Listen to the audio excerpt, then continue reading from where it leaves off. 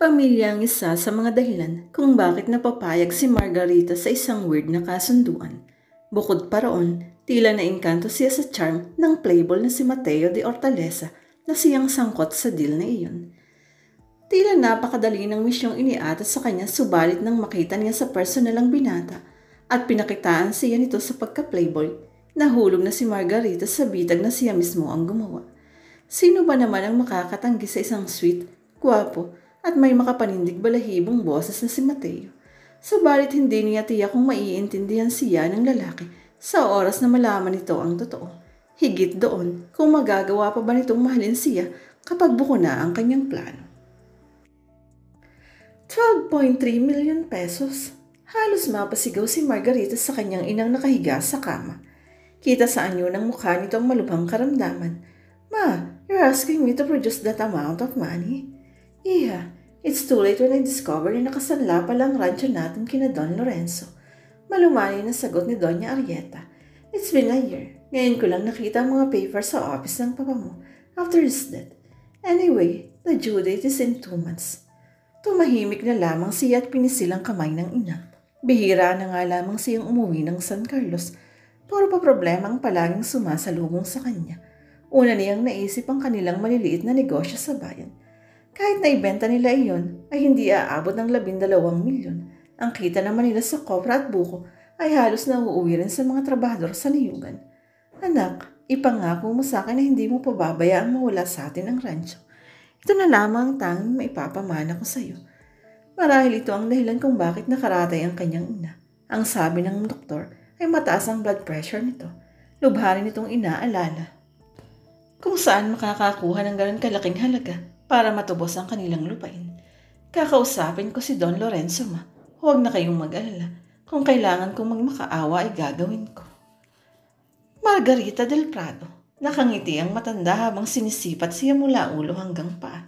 I must say, totoo palang napakaganda ng anak ng mga del Prado. She smiled genuinely. Alam niya ang totoong sinasabi ni Don Lorenzo. She wasn't an advertising model for nothing. Hindi na po ako magpapaligo-ligo pa. Nakasanla raw po ang rancho namin sa inyo. We cannot pay you back in 2 months, kaya po humihingi ako ng extension. Halatang kabado siya habang nakikiusap sa matanda. Hindi rin napigilan ng bahagyang pangingilid ng luha dahil sa pagmamakaawa. Hindi niya ito madalas gawin. Sa totoo lang, ni minsan sa buhay niya ay hindi niya naranasan ang magmakaawa ng ganito. Margarita, tatapatin kita. Natalo ang ama mo sa sugal at iyong lupa ninyo sa rancho ang ipinambayad niya. Umpisa ng matanda. Bago mamatay si Gaston ay nakiusap siya sa akin na sa halip na kabayaran ay gawing collateral na lamang ang lupa. Matiim siya nitong pinagmastan. Lumapit na rin ang iyong ina sa akin. Kung tutuusin ay lugi na ako. Don Lorenzo, nagkasakit na ang mama ko sa kakaisip kung paano tutustusan ang pagkakautang namin sa inyo. Ako man pakiramdam ko ay magkakasakit din ako dahil hindi ko alam kung saan ako kukuha ng ganon kalaking halaga sa loob ng 1 linggo. I'll do anything. Pagbigyan niyo lamang po ako. We really can't come up with that money given the time constraint. Tuluyan ang tumulo ang luha niya sa harap ng pinagkakautangan. Hindi na niya alam kung tama bang binitiwan niyang salita rito. Magkahalong kaba at awa sa sarili ang kanyang nararamdaman. Anything. Nalagkit bigla ang tingin ni Don Lorenzo sa kanya na ikinabahala ni Margarita. When I really thought about this, alam kong one of these days, ang nag-iisang anak naman ng mga Del Prado ang lalapit sa akin. Tumayo ito at lumapit sa sofa na kanyang inuupuan. Saka nito dinampot ang isang photo frame na nasa ibabaw ng mahogany desk. Iniabot iyon ng Don sa kanya. Nakangiti ang lalaking nasa picture. There was something about him that made her heart throb fast. His face was very enchanting. Nakaramdam siya ng kiliti na gumuhit sa kanyang gulugod habang pinagmamasdan ang ngiti ng lalaking nakikipagtitigan sa kanya mula sa hawak na frame. Moreno ito at sa tansya niya ay mas matangkad kaysa sa height niyang 5'5". That's my unico iho, si Mateo, ani Don Lorenzo. He's such a brat. Simula nang nasermonan ko siya ay hindi na siya umuwi dito. Nagsindi ito ng sigar at saka ipinagpatuloy ang kwento. Ang huling sabi niya ay wala na siyang balak bumalik dito. Ano ho ang magagawa ko para sa inyo? Mabilis na susog ni Margarita. May mga bagay na naglalaro na agad sa isipan niya at gusto niyang marinig na hindi iyon ang gustong mangyari ng kanyang kausap. Please bring my son home. I'm getting old. Nahihirapan akong mag-asikaso ng kabuhayan namin dito. Nagbuga ng usok si Don Lorenzo sa hangin habang tila pinag-aaralan ng magiging reaksyon niya. Uuwi lamang ang batang iyon kapag gusto na niyang lumagay sa tahimik. Ang ibig ninyong sabihin, naniniwala kayo na babalik lang si Rito kung mag-aasawa na siya. Nagkibit balikat ang Don. Mas gusto ko kung dito pipilian ng kabiyak niya na permanenteng manirahan. Sakaling iyon ang maging kaso, bibigyan kita ng extension na 2 taon. Babawasan ko pa ang interest sa utang ng iyong ama. Iyon lang, ang maging matchmaker para sa unique o iyon ito, naisip ni Margarita. Napakadali naman pala ng gusto ni Don Lorenzo. Madami siyang kilalang magandang model sa pwedeng ireto sa anak nitong lalaki. Madami po akong kilala na posibleng magustuhan ng anak ninyo. Iyon lamang po ay magagawa natin yun ng paraan. So it's a deal, inilahad nitong palad sa harap niya. Ilang minuto ding napatitig si Margarita sa kanyang kausap. Sa tingin niya ay hindi nagbibiro si Don Lorenzo. Kung tutuusin ay napaka-weird ng ipinapagawa sa kanya ng matanda. Pero matagal na palugit ang 2 taon. Umaasa siyang masusolusyonan niya ang problema nila sa pera pagkatapos ng panahong iyon. It's a deal, iniabot niya ang kanyang kamay kay Don Lorenzo at pikit matang kumapit sa patalim. Let me see that. Hinablot ni Pearl ang picture ni Mateo mukala kay Marge. Pinagpepiestahan ng dalawa niyang kaibigan ng lalaki habang nakaupo sila sa gitnang bahagi ng Airbus 320 na eroplanong bound to Ho Chi, Vietnam. Girls playboy siya. Wala siyang naging steady relationship. Mukha siya ng isang band na may-ari ng Hacienda de Hortaleza San Carlos. Umpisa ni Margarita.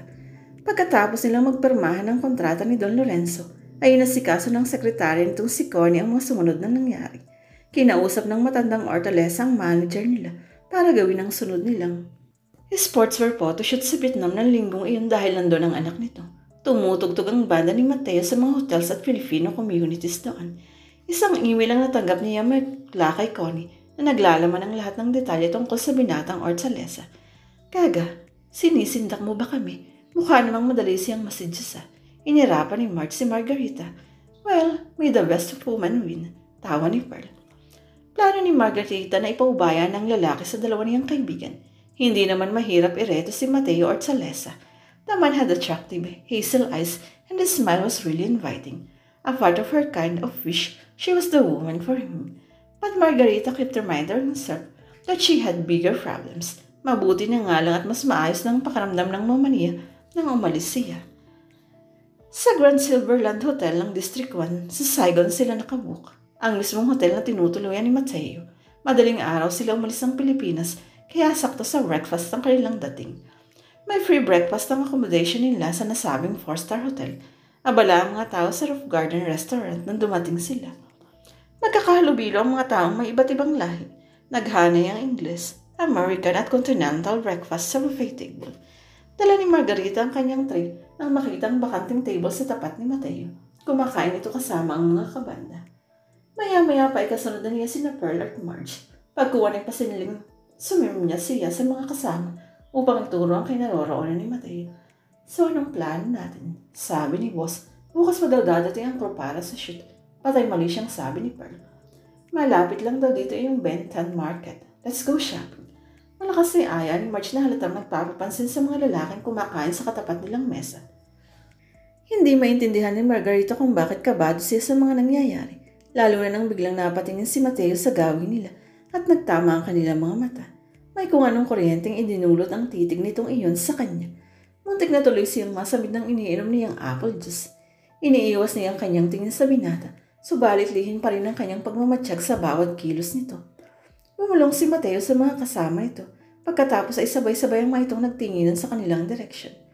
Hi ladies, bigla ay nakalapit na si Mateo sa kanila. Sorry, we overheard your conversations. Mga Pinay kayo, right? Napakatamis ng ngiti nito. Hi, I'm Pearl. Agad na tumayo ang kanyang kaibigan para makipagkamay sa bagong dating. You are? I'm Mateo Hortaleza. Inabot nito ang kamay ni Pearl at hinagkan. Hindi niya alam kung ano iyon, pero hindi niya nagustuhan ang ginawa ng lalaki. Kita sa ngiti ni Pearl ang tagumpay. Oh, by the way, this is Marge. Itinuro nito ang kasama at pagkatapos ay tumingin sa kanya. Ito naman si Margarita. Hello, maikling bati niya. Iniabot din niya ang kamay pero Rito subalit hindi na tumayo gaya ni Pearl. Lagi ang kumunot ang noo ni Mateo. Sa hula niya ay hindi ito sanay na iniisnab ng mga babae. Ipinakilala nito ang mga kabanda. Si Sam ang drummer, si Wesley ang rhythm guitarist, si Carl ang keyboardist, si Greg ang bass guitar, at ito Mano ang lead guitar at vocalist. Meron kaming gig tonight, so if wala kayong gagawin, please come. Iniabot ni Mateo ang 3 tickets kay Pearl. Free tickets? This is so cool. Parang batang tinignan ni Pearl ang ibinigay rito ng lalaki. Sure, thanks sa tickets ah. Malambing na sabi ni Marge. Nakangiti lamang siya sa mga ito. Gusto niyang tawa sa 2 kaibigan na parang nagkukonte sa harap niya para magpapansin kay Mateo. Pero kinakabahan din si Margarita na di niya mawari. Hindi niya alam kung anong nararamdaman niya sa lalaki. Mas gwapo pala ito sa personal. Para siyang kinikilig habang pinagmamasdan ito.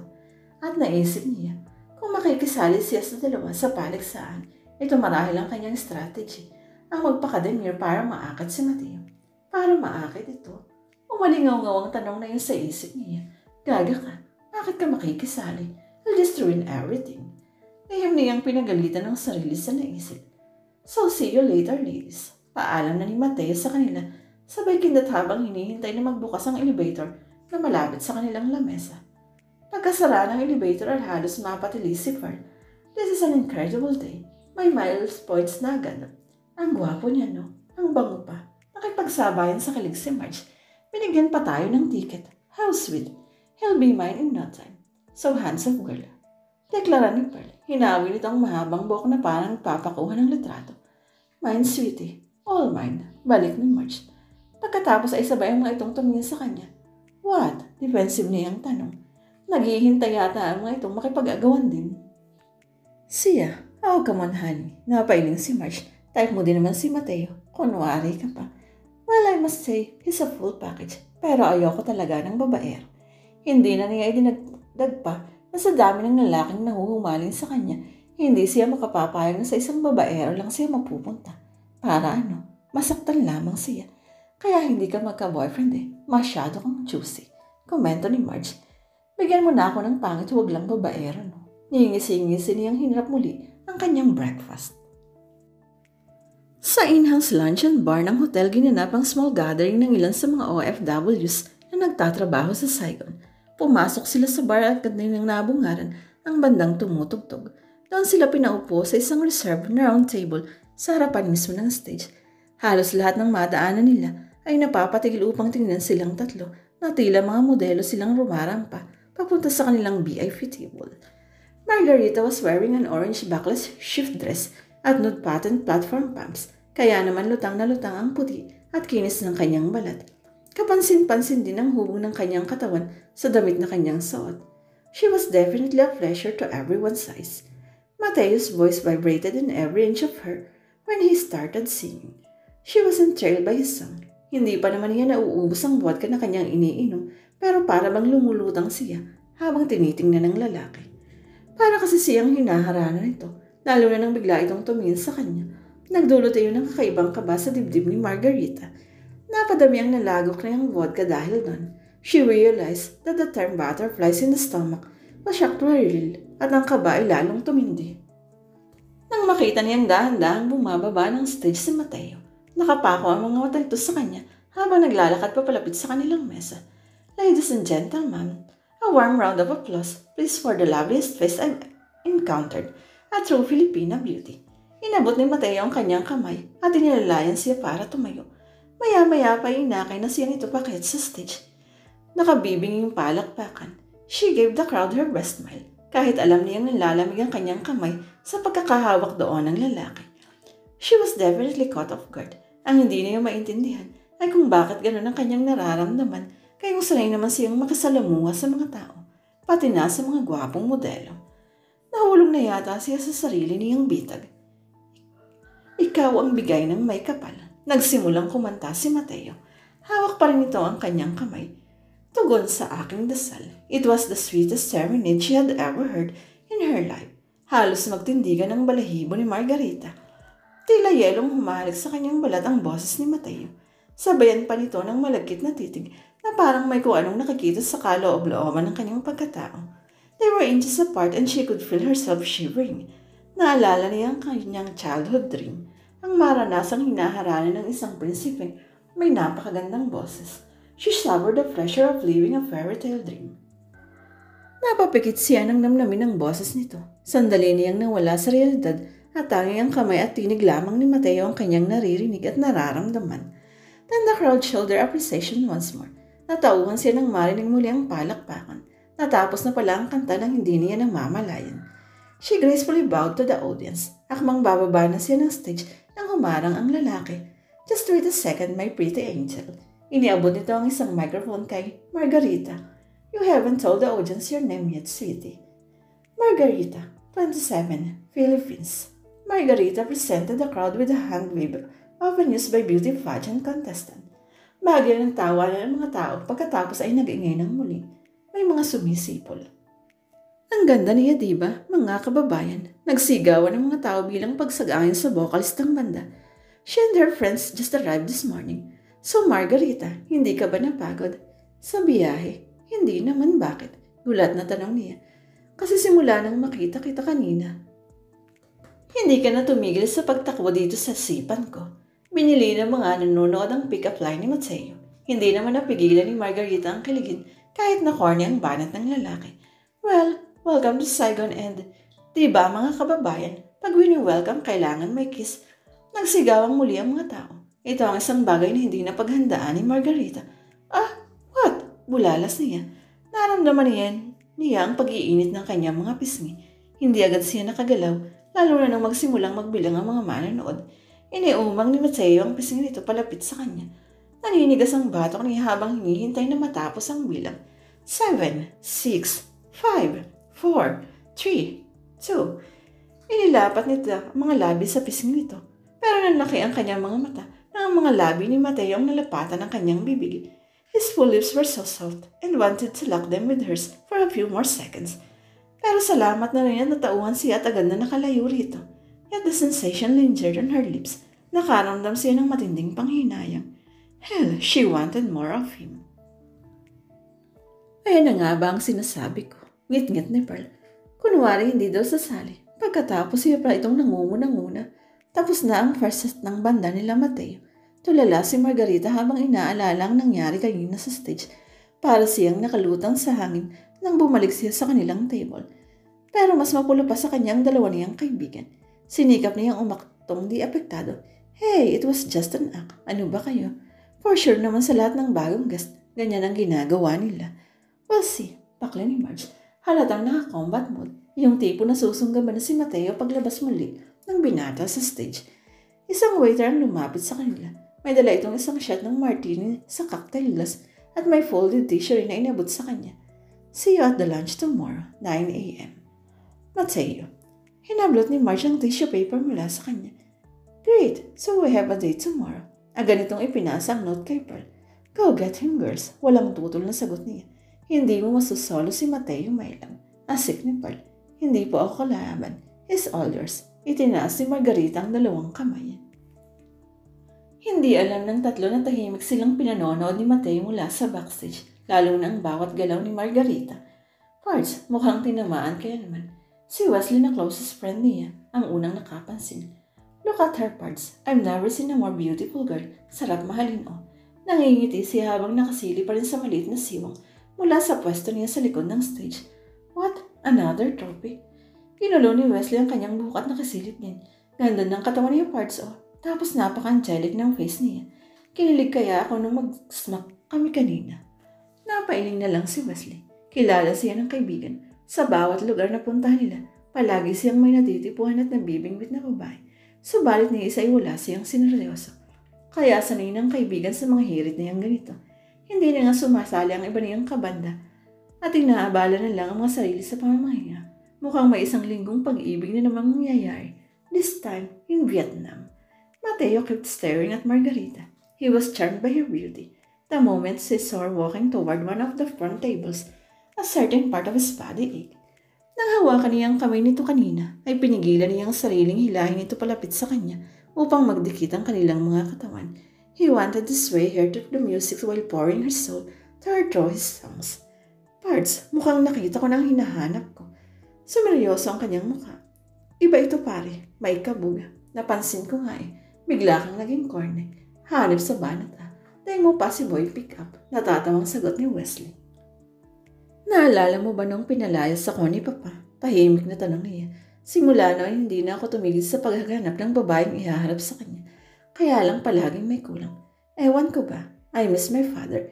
Minsan iniisip kong ginagamit ko lang na dahilan ng paghahanap ng mapapangasawa para makabalik ako sa kabayan namin nang hindi nilulunok ang pride ko.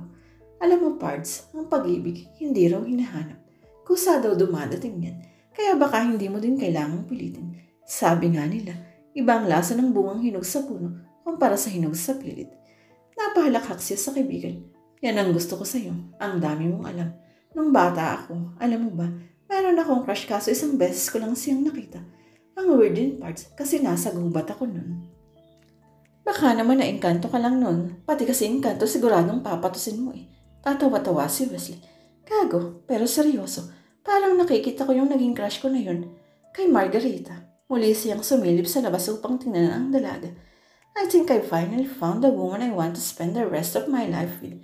Sana nga, Pards. Tinabig na lamang siya ni Wesley sa balikat. Sana nga. This time is for real. Natapos ang ikalawang set. Nagsimula ng mapuno ang dance floor. Maging sina Margarita ay nasa gitna na rin at nakikiinda kasama ang mga Pilipinong nandoon. Maya-maya pa ay dumating na ang grupo nila Mateo at laking gulat niya nung bigla ay nasa likod na niya ito at hinapit mula raw ng kanyang baywang. Pero parang sunod-sunurang sumabay siya sa sayaw nito. Dama ni Margarita ang pagdulas ng mga kamay ng binata sa kanyang braso. Pinipigil niyang mapaigtad sa bawat hawak nito sa kanyang balakang. Sa bawat paghinga ng binata sa kanyang batok at likod ng tainga ay nabubuhay ang isang bahagi ng kanyang pagkababae. Hindi tuloy niya maintindihan kung mahina ba ang air conditioning o madami na siyang nainom kaya nanlalamig ang pawis sa kanyang balat habang nagiinit ng sobrang kanyang buong katawan. Nagpalit ang tugtog, naging mabagal. Tatakas sana siya mula sa mga braso ni Mateo, subalit iniikot lamang siya nito upang hiarap siya rito. Ngayon ay magkadikit na ang kanilang mga katawan. Ang mga braso nito ay nakapulupot sa kanyang bewang. Halos magkalapit na ang kanilang mga mukha. Kaya wala siyang nagawa kundi ilapat na lamang ang mga kamay sa batok ng lalaki. She tried to relax her body as they both swayed to the music. His eyes met hers and they stared at each other for such a long while that she felt lightheaded. The heat inside her grew stronger as Mateo drew her even closer. Nakakapanlambot ng tuhod. You're so beautiful. Nabasag ang kanyang mga ilusyon nang magsalita ang binata. What? Kunwa ay hindi niya narinig ang sinabi ito. Pero lalo siyang napapitlag nang idikit nito ang mga labi sa kanyang tenga. I said you're so beautiful. Ulit nito. I feel like I'm dancing with the devil cause you're as hot as hell. Napahalakak siya sa pambobola nito. Dinaan na lamang niya sa tawa ang init na bumabalot sa buong niyang katawan. Wait, tumigil itong bigla sa pagsasayaw. Humigpit ang pagkakahawak sa kanya. Lumilindol ba? Ha? You just struck my world. Sir Mateo, kung ganyan ang mga punchlines mo para makabingwit ng babae, pasensya ka. I'm not an easy catch. Margarita rolled her eyes. Kahit na mula ulo hanggang pa ang kilig niyang nadarama, ay pinilit niyang pigilin ang sarili. Kailangan niyang magawa ang misyong ito, alang-alang sa kanyang pamilya. Ganon, I want quick. I'm resourceful. Pwede akong gumamit ng lambat kung hindi ko makuha sa pain. Malagkit ang ngiti nito. Patutunayan ko sa iyo na tayo ang para sa isa't isa. Is that the best you can do, Mateo? Kinakabahan siya. Sanay siya sa mga ganitong klase ng lalaki. Madalas siyang nakikipagbulahan sa mga kapwa niya modelo. Pero pagdating kay Mateo, hindi niya alam kung bakit nasisindak siya at gusto niya sang seryosohin ang mga buladas nito. Alam niya nakikipaglalaro ang lalaki, pero hindi niya maharangan ang bawat salitang binibitiwan nito. Bagkus ay ninunutam ngayon sa kaibuturan ng kanyang kalamnan. Why don't you get to know me better? He cupped her face with his hands and touched her nose with his. Para siyang napako sa pagkakatayo sa ginawa nito. See you tomorrow. Yun lamang at iniwan siya nito sa dance floor. Nakatulala at parang nahipnotismo. Tulad nila, madaling araw rin dumating ang kanilang crew kinabukasan nga lang. Maaga pa lang ay gising na silang tatlo para sa project briefing. Sa Hanoi gagawin ng shoot. It was just a few minutes by plane kaya hapon na sila aalis ng Saigon. Bago pa pumatak ang alas 9 ng umaga ay handa na sina Pearl at Marge para sa date kay Mateo. Siyempre pa, Hindi pumayag ang dalawa na hindi kasama si Margarita. Thanks for coming. Good thing I tagged Wesley and Greg along. Bulong ni Mateo kay Margarita. Bagyang dumulas ang mga daliri nito sa kanyang braso bago pa man siya alalayan sa siko. The touch was light, yet Margarita could feel bolts of electricity coursing through her body. Nilingon niya ang kanyang mga kaibigan na nasa likuran niya upang mawala ang nararamdaman. Pinandilatan siya ni Pearl nang magtama ang kanilang mga mata. Marge on the other hand was enjoying Greg's company. Napangiwi si Margarita sa kanyang sarili. Mabagal silang naglalakad sa loob ng Notre Dame Cathedral. Doon sila unang dinala ng grupo ni Mateo. I could picture you walking down the aisle. Dumikit na naman si Mateo sa kanya habang nakatingala siya sa loob ng simbahan. Dressed in a flowing white gown, your delicate face surrounded by a lace veil, white tulips in your soft hands. Binalingan niya ito at inaasahan ng kilay. O tapos, kanina pa niya pinipilit lumayo sa mga hawak at pagdikit-dikit nito sa kanya dahil pakiramdam niya iaatakihin na siya sa puso sa sobrang lakas ng kabog ng kanyang dibdib. Ang ganda ng simbahan na to, no? So very French. Pilit niyang pag-iba ng simbahan. Muli niyang inilibot ang mga mata sa kabuuan ng simbahan. Napakadaming stained glass panels. Tapos I'm there at the altar, waiting for you. Umakba ito sa kanya. Halos mapatalan si Margarita. Pakiramdam niya ay lumapat ang dulo ng daliri nito sa ibabaw ng isa niyang dibdib. Pero nagulat din siya sa kanyang sarili dahil hindi naman yun ang first time na naakbayan siya ng isang lalaki. She had to put a stop to this. Magnaan niyang kinurot si Mateo sa tagliran para makawala si Rito. Alam mo, marami akong kilalang vocalist, sabi ni Rito. You're all the same, babaero. Inilabas niya ang dila saka tumalikod at lumayo rito. Pumunta siya sa kanang bahagi ng simbahan para magtirik ng kandila at paglingon niya ay nakita niyang parang asong nakabuntot sa kanya si Mateo. Kinikilig siya sa ginagawa nito, pero hindi siya dapat bumigay sa mga pambobola nito. Sweetie, how can you be so sure na para-pareho lang kami kung hindi mo sinusubukan? Muling bulong nito. Hindi mo malalaman na matamis ang ubas kung hindi mo titikman. Nanunod siya ang tinig ni Mateo habang nasa likuran niya. His lips were almost touching her left ear and it gave her goosebumps all over. Natawa si habang papalabas ng simbahan. Masyado mapalabok ang mga salita mo, Mateo. Nakakasuya. I just can't take those kinds of lines anymore. Napailing siya nang sapitin nila ang estatwa ng Virgin Mary sa tapat ng simbahan. I'm serious, Margarita. Hinawakan ito ang dalawa niyang kamay saka tumitig ng matiim sa kanyang mga mata. Ayan, saksi si Mama Mary sa mga sinasabi ko. Give me a chance to prove to you that I can be your mom. You're crazy. Kahapon lang tayo nagkakilala. We barely know each other and hindi na natapos ni Margarita ang kanyang sinasabi ng halikan siyang bigla ni Mateo. Hindi na yun smack this time. She welcomed the pressure of his lips on her. It was a mind-blowing kiss. She slightly parted her lips to allow him for more access. Excuse me. Boses ni Pearl ang sumira sa moment nila. Nakapamaywang ito sa harap nila nang mahimasmasan siya. Kita niya ang paniningkit ng mga mata nito sa kabila ng suot na shades.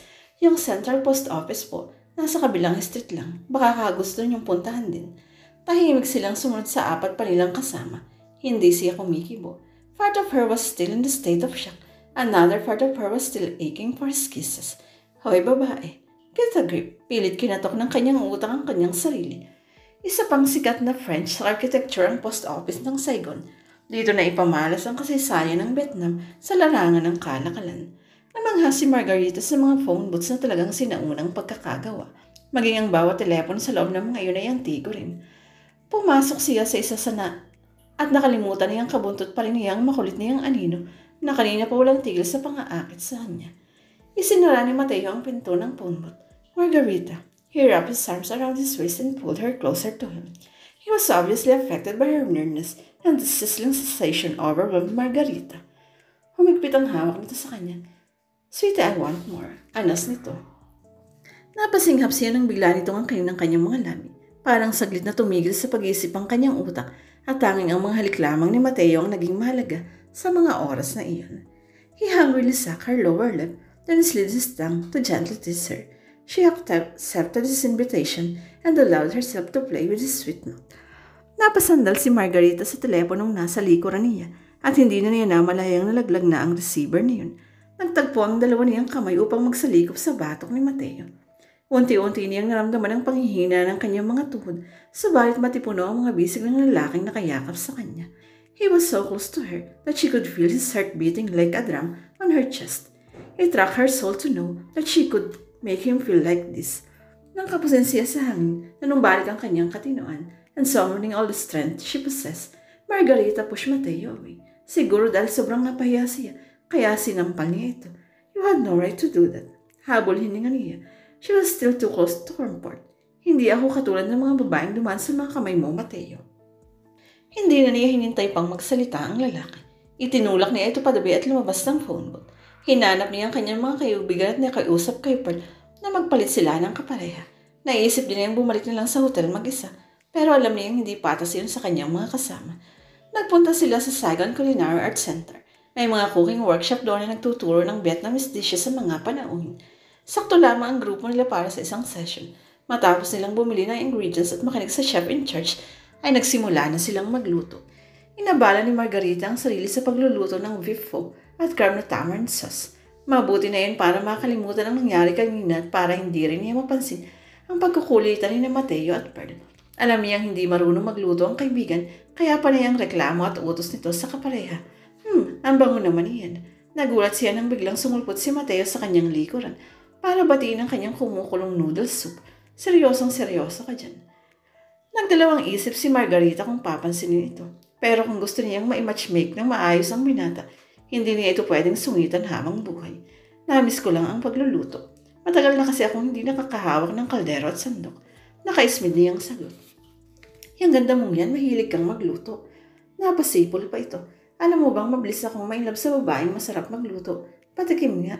Agad itong inagaw ang sandok sa kanya at humigop ng sabaw ng beef pho. Napangiti ito. Ang sarap. Parang soup ng pho. Hindi napigilan ni Margarita ang mapangiti sa sinabi ni Mateo. Alam niyang gumagawa ito ng paraan para madisimula ang pag-iwas niya rito. Mukha namang epektibo dahil muntik na niyang makalimutan ang inis niya sa lalaki. Ay nako, bulero ka talaga. Wala pang sisinong iyan. Masarap na agad. Bumalik ka na nga doon at baka maubos mong sabaw ko. Bukod sa kanyang niluto ay mayroon din gumawa sa kanilang grupo ng grilled pork with lemongrass, Vietnamese fried spring rolls at grilled shrimp with sugarcane. Maya-maya lang ay kakain na silang lahat ng sabay-sabay. Is there something wrong? Tanong ni Wesley na ngayon ay kasama niya sa table habang ang iba ay naglilinis pa ng kanilang pinaglutuan. Tahimik ka. Wala naman. Medyo nakakabaliwlo ang kakulitan niyang kaibigan mo. Nabigla siya sa kanyang naisagot.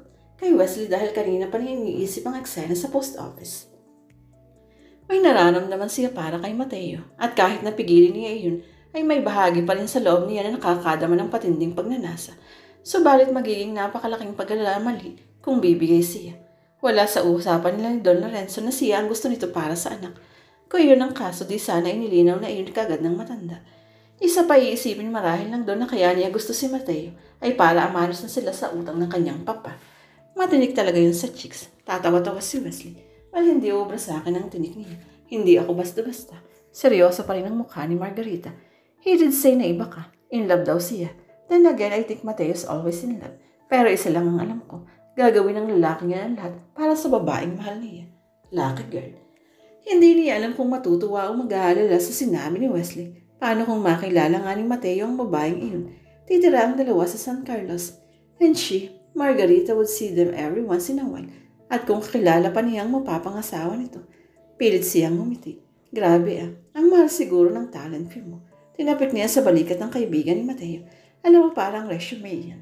Kung ang love experience mo since after graduation until your current work ay puro fling at short time, paano ka makakapasa sa pinag-a-applyan mo? I guess tama nga siya. You're really something. Naisip niya, mahihirapan yata ang kaibigan ko sa'yo. May sasabihin pa sana ito subalit nakita niyang pumasok ng kwarto si Mateo at ang iba pa nilang kasamahan. Pakiramdam ni Margarita ay bumaba ang temperatura ng hangin nang kakain na sila. Extra sweet si Mateo kay Pearl na kinatuwa naman ng kaibigan niya. Nagsusubuan pa ang mga ito at may naramdaman siyang kakaiba.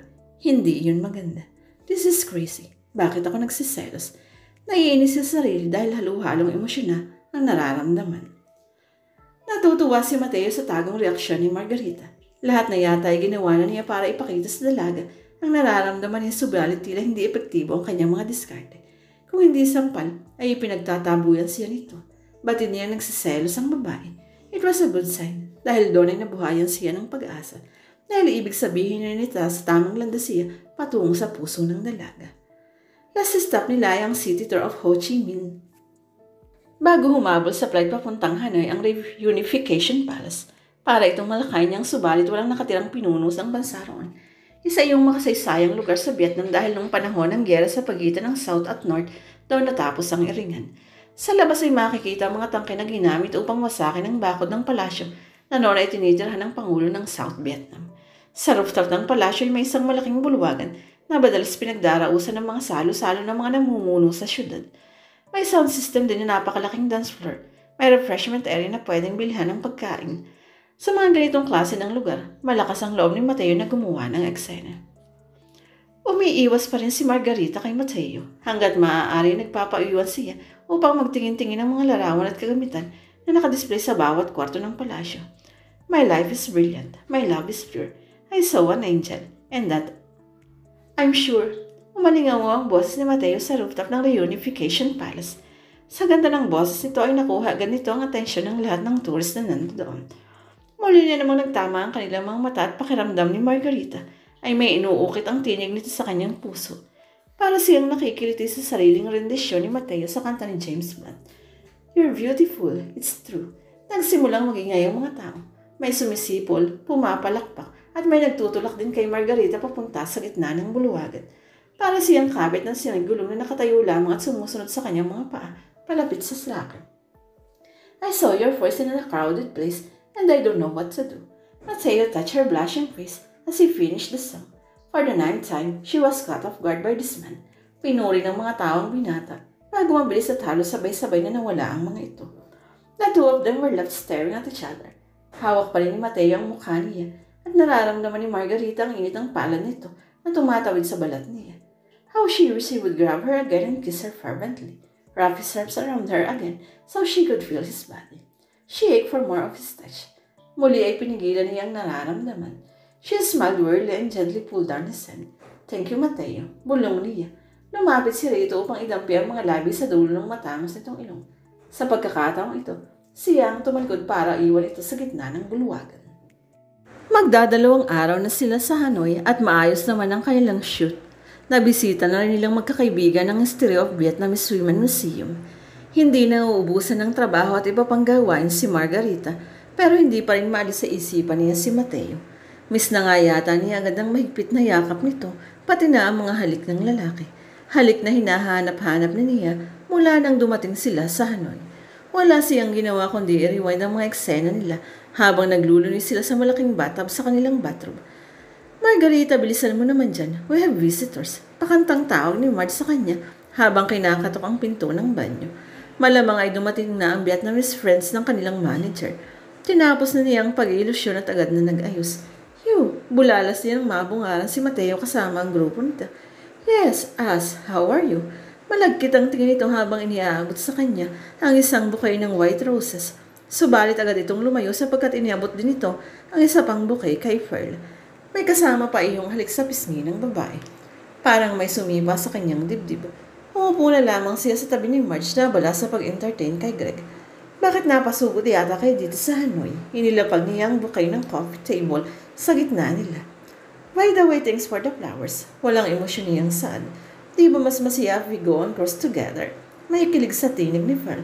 I just can't wait to see Halong Bay. Nagbook kami sa Halong Bay cruise. Sinama na din namin kayo. I know you'd enjoy it. Bahagyang lumayo si Mateo kay Pearl. Naman niyang pinag-aaralan nito ang kanyang kilos. Well, it'd be a shame to waste a pre-arranged cruise. Tinapunan niya si Mateo ng matamis na ngiti. Kailangan wala itong makitang kahit anong bahid ng selos mula sa kanya. We have to be there after lunch, so we'd better get going. 3 sobre ang ibinigay ni Mateo sa kanila. Laman na mo ngayon ang itinerary at tickets para sa cruise. Free again. You're so bad talaga, Mateo. Biglang lumambitin si Pearl sa leeg ng lalaki. Halatang nabigla ito at kita niyang may pag-aalala sa mukha ng lalaki nang magtama ang kanilang mga mata. Pinuksan na lamang niya ang kanyang envelope at binasa ang itinerary upang umiwas sa titig nito at kung walang hindi nakitang ginagawa ni Pearl sa harap niya. Palubog na ang araw nang umalis sila ng Halong Pier. The scenery was breathtaking. Nagkukulay berde ang tubig. Tila nagsasayaw ang mga islet na nabuo sa limestone ang makikita sa refleksyon ng tubig dahil sa sobrang linis niyon. Naglalaro ng poker ang kanyang mga kasama sa isa sa mga luxurious sleeping cabins. Lumabas muna si Margarita sa sandik upang magpahangin. Tahimik niyang pinagmamasdan ng paglubog ng araw nang biglang lumuhod si Mateo sa tabi niya at tumingala sa kanya. I'm really, really sorry. Daig pa ni Mateo ang isang tutang naglalambing sa amo. Hindi ko lang talaga napigilan ang feelings ko for you. Sorry na please. Maang napatitig si Rito. Hindi niya alam kung paano magre-react. Lasing ka ba o adik? Tumayo ka nga dyan at ang OA mo. Umusog siya para makaupo ito sa kanyang tabi. May problema ba? Bakit iniwan mo kami sa loob? Tanong ito. Wala naman. Pagsisinungaling ni Margarita. Hindi lang ako mahilig sa mga cards game. What don't you like about it? Tanong ni Mateo. Napaismid siya. Siguro kung malalaman mong natalo sa sugal ang tatay mo, ay dahil doon ay nakasanla ang tanging pag-aari na bahagi na ng kasaysayan ng pamilya mo. Hindi ka rin mahihilig sa card games. Pero syempre hindi niya pwedeng sabihin yun kay Mateo. Hindi lang ako magaling sa barahan. Isang cabin crew ang naghatid sa kanila ng vodka at isang plato ng finger foods. Isa pa hindi ko naman kailangang matutunan. I find it boring. Paliwanag niya. Iniabot ni Mateo ang isang flavor ng vodka sa kanya. Okay, sige. Change topic. You know what? I like sunset. Naalala ko yung kabataan ko sa probinsya namin. Bigla siyang kinabahan. Napadami ang lagok niya. Close ka ba sa parents mo? My mom died when I was 18. Si Papa na lang ang nag-aasikaso sa mga negosyo namin doon. Since nag-aaway kami, hindi na ako umuwi doon. Bakit hindi mo siya bisitahin minsan? Alam mo na, people grow older, nagiging mahina. Hindi pa ako handang humarap sa kanya. Ang gusto niya ay yung responsible na Mateo. Yung handa na mag-settle down at bigyan siya ng apo. Yung tipong susubsob sa kanyang negosyo. Itinaas ito ang bote upang ubusin ang laman yun. Halatang gusto na nitong tapusin ang usapan tungkol sa ama. So when would that be? Tumitig si Mateo sa kanya. Paano kung ikaw ang gusto mong makasama na mamuhay sa probinsya? Sasama ka ba? Lumipat ang titig nito sa kanyang mga labi. Nalalanghap na niya ang hininga nito. Ipinikit na lamang niya ang mga mata at inihanda ang sarili sa halik na igagawa ng binata. His lips met hers again. It was the sweet kiss that she'd been longing for days. She wrapped her arms around his neck, pressed her lips harder to his, and probed his mouth with her tongue. She felt the warming desire between her legs. She wanted this man to give her satisfaction. Mateo, nanginginig pa ang kanyang boses na maghiwalay ang kanilang mga labi. Pagmulat niya ay nanot sa kanyang pagkatawang matim na titig ng binata. Nangungusap ang tingin nito na lalong nagpalambot sa kanyang mga tuhod. Everything became wayward as Mateo began touching her flat tummy. Natabig niya ang bote ng vodka nang tangkain niyang lumayo sa matipunong mga braso ni Mateo. Nahihilo na siya sa sensasyong dulot nito. He rewarded her with tiny kisses, dropping them on her forehead, then her nose, then her cheeks and right earlobe. Margarita was screaming inside. She no longer cared about anything. She was not now ready to give in. Hindi na siya nakatutol ng buhatin siya ni Mateo at dalhin sa pinakadulong cabin. Narinig na lamang ng dalaga ang tunog ng lock ng pinto. Inihiga siya nito sa kama at muling siniil ng halik habang gumagala ang mga kamay sa kanyang katawan mula sa dibdib niya pababa sa kanyang balakang. May maliit na bahagi ng kanyang utang ang nagsasabing mali iyon at ginamit niya iyon para ipunin ang natitirang lakas para itulak ang lalaki. Sinubukan niyang magsalita, subalit sula siyang mabuo kahit isang matipunong pangusap. Do you believe in love at first sight? Masuyong tanong nito. He gently traced the contours of her face with his finger. Sweetie, first time kitang nakita. I fell in love with you. Hindi makapaniwala si Margarita sa narinig niya. Ganyan ka ba sa lahat ng babae na nabibihan mo? Ganyan ba katamis ang dila mo kaya nahuhulog sila sa'yo? Kung oo, napakagaling mo. Nahulog na ako sa patibong mo. Subalit wala pa rin lumalabas sa kanyang bibig. Sa halip ay hinayaan na lamang niya ang sarili sa kanyang nararamdaman. Nakasando lamang at board short si Mateo. Bakat ang kalam na ito at doon siya nagsimula. Dahan-dahan nang itinaas ang kanyang mga kamay upang hawakan ang dibdib dito. Nanginginig, itinaas si Margarita ang lalayo ng itang taas nito at madali iyong nahubad. Humugot ito ng malalim na hininga at ang sando naman na ang hinubad. Napakagat labi si Margarita. Lumapit siya at hinalikan ang dibdib ng kanigi. Napasinghap ang binata. Mateo didn't kiss her hungrily. He almost stripped off her breath. He pressed his lips into one of his sniffles. He gently bit it, showing her how much he desired it. She breathed heavily from a mixture of pain and pleasure. She put her hands on her head and pulled him closer to us. Bumaba ang halik ni Mateo sa tiyan niya, sa kanyang puson. She whimpered and arched her back. He removed her skirt and her bikini. Finally, his lip reached the parts of between her legs and her silent cries turned into wild moans. Hindi niya maalala kung ilang ulit niyang sinabi ang pangalan ng lalaki. Napatigil lamang siya nang biglang dumagan si Mateo sa kanya. Hinawakan ito ang dalawa niyang kamay at ipinako ang ngayon sa kama. He slowly entered her. Pagkatapos ay rumistro ang pagkagulat sa mukha ng binata. Naramdaman niyang natigilan ng kanig dahil sa natuklas nito. Go on, don't stop, daing niya. Ipinikit na lamang niya ang mga mata at hinintay ang muling pagdampi ng mga labi nito sa kanya. Tiniis niya ang hapdi sa mga unang sandali. Ilang ulos pa at muli na siyang napaulong. Sinalubong niya ang galaw nito. Mateo pulled her up and made her face the headband, and then entered her from behind. It was a different pleasure. Margarita had never felt anything like it in her entire life. Her cries excited him more as she pushed harder. He cupped her breasts and squeezed them as his tongue trailed down the side of her neck. All she wanted to do was scream over and over again, beg him to continue loving her. Sabay silang napaungol ng maabot ng sukdulan. Pagkatapos ay tahimik siyang niyakap ni Mateo mula sa kanyang likod. Halos nakadapa pa rin ito sa kanya. He was still showering her jaw with tiny kisses. I want more, sweetie. I love you. Bulong nito. Napatawa na lamang siya. Hinayaan niyang makatulog ang binata. Saka siya mabilis na nag-shower at nagbihis. Iniwan niya ito sa kwarto at palihim na lumipat ng cabin habang ang lahat ay nagkakagulo pa rin sa paglalaro ng poker. Saka lamang siya nakaramdam ng pagod nang humiga na siya sa kanyang kama. Dama pa rin niya ang bawat gigil at pisil ni Mateo sa kanya, pati ang mga halik nito sa kanyang kabuuan. I love you too, Mateo. Bulong niya sa hangin. Pero paano niya sasabihin dito ang totoo? Sa T-Top Island ang first stop nila. Sakto sa sunrise, ang lahat ay nag-enjoy sa pagsaswimming, snorkeling at trekking. Nagsimula na ang maging extra treat si Mateo kay Margarita. Pinilit niyang umiwas subalit hindi ito tumitigil sa pagpapakita sa lahat na may something na sa kanila. Tara, let's go kayaking. Hinila siya ni Mateo palayo sa lahat.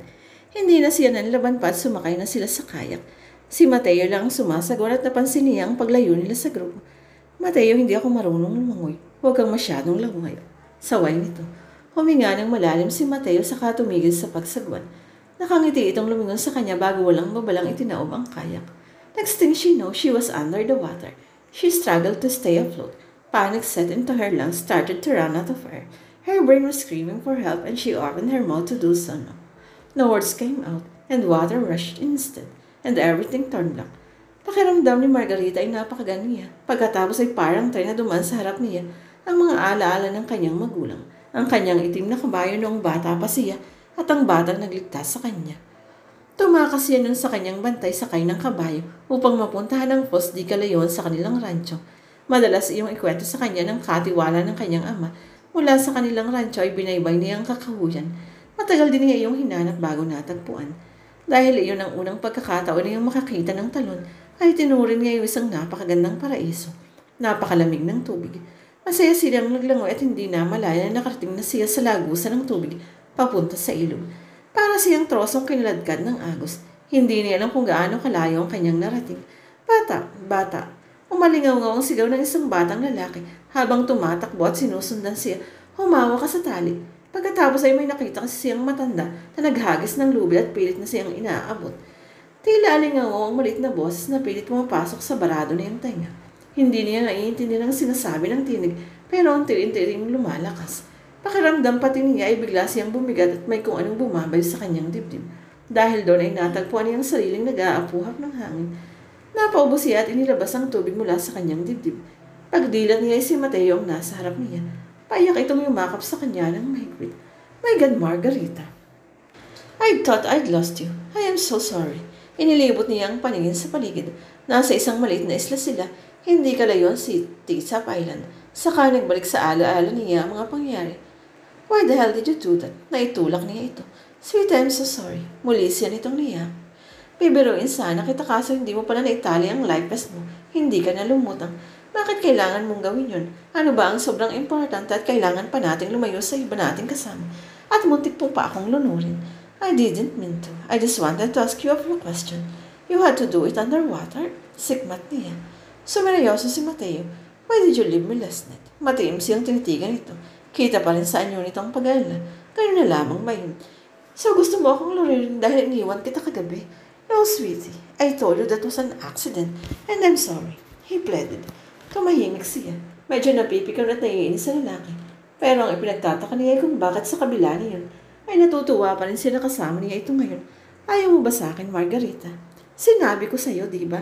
Lahat ng vocalist na kakilala ko ay womanizer. May garalgal na boses niya dahil nagsisimula na siyang makaramdam ng lamig. Isa pa maliwanag sa akin na wala ka pang balak magseryoso. Tinanong kita kagabi, paano kung ikaw ang gusto kong iuwi sa province namin? Paano kung ikaw ang gusto kong makasama habang buhay? Hindi talaga niya masagot ang tanong na iyon dahil hindi matanggap ng pride niya na haharap siya sa ama ni Mateo bilang mamalugangin ng matanda.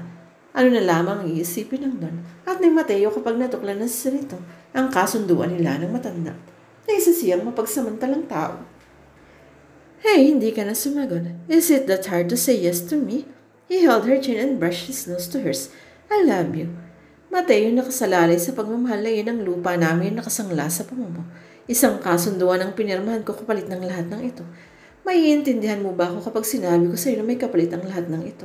I love you too. Tahimik na sagot niya. Ayun, sa wakas narinig ko din sa iyo. Napalakak sa tuwa ang lalaki.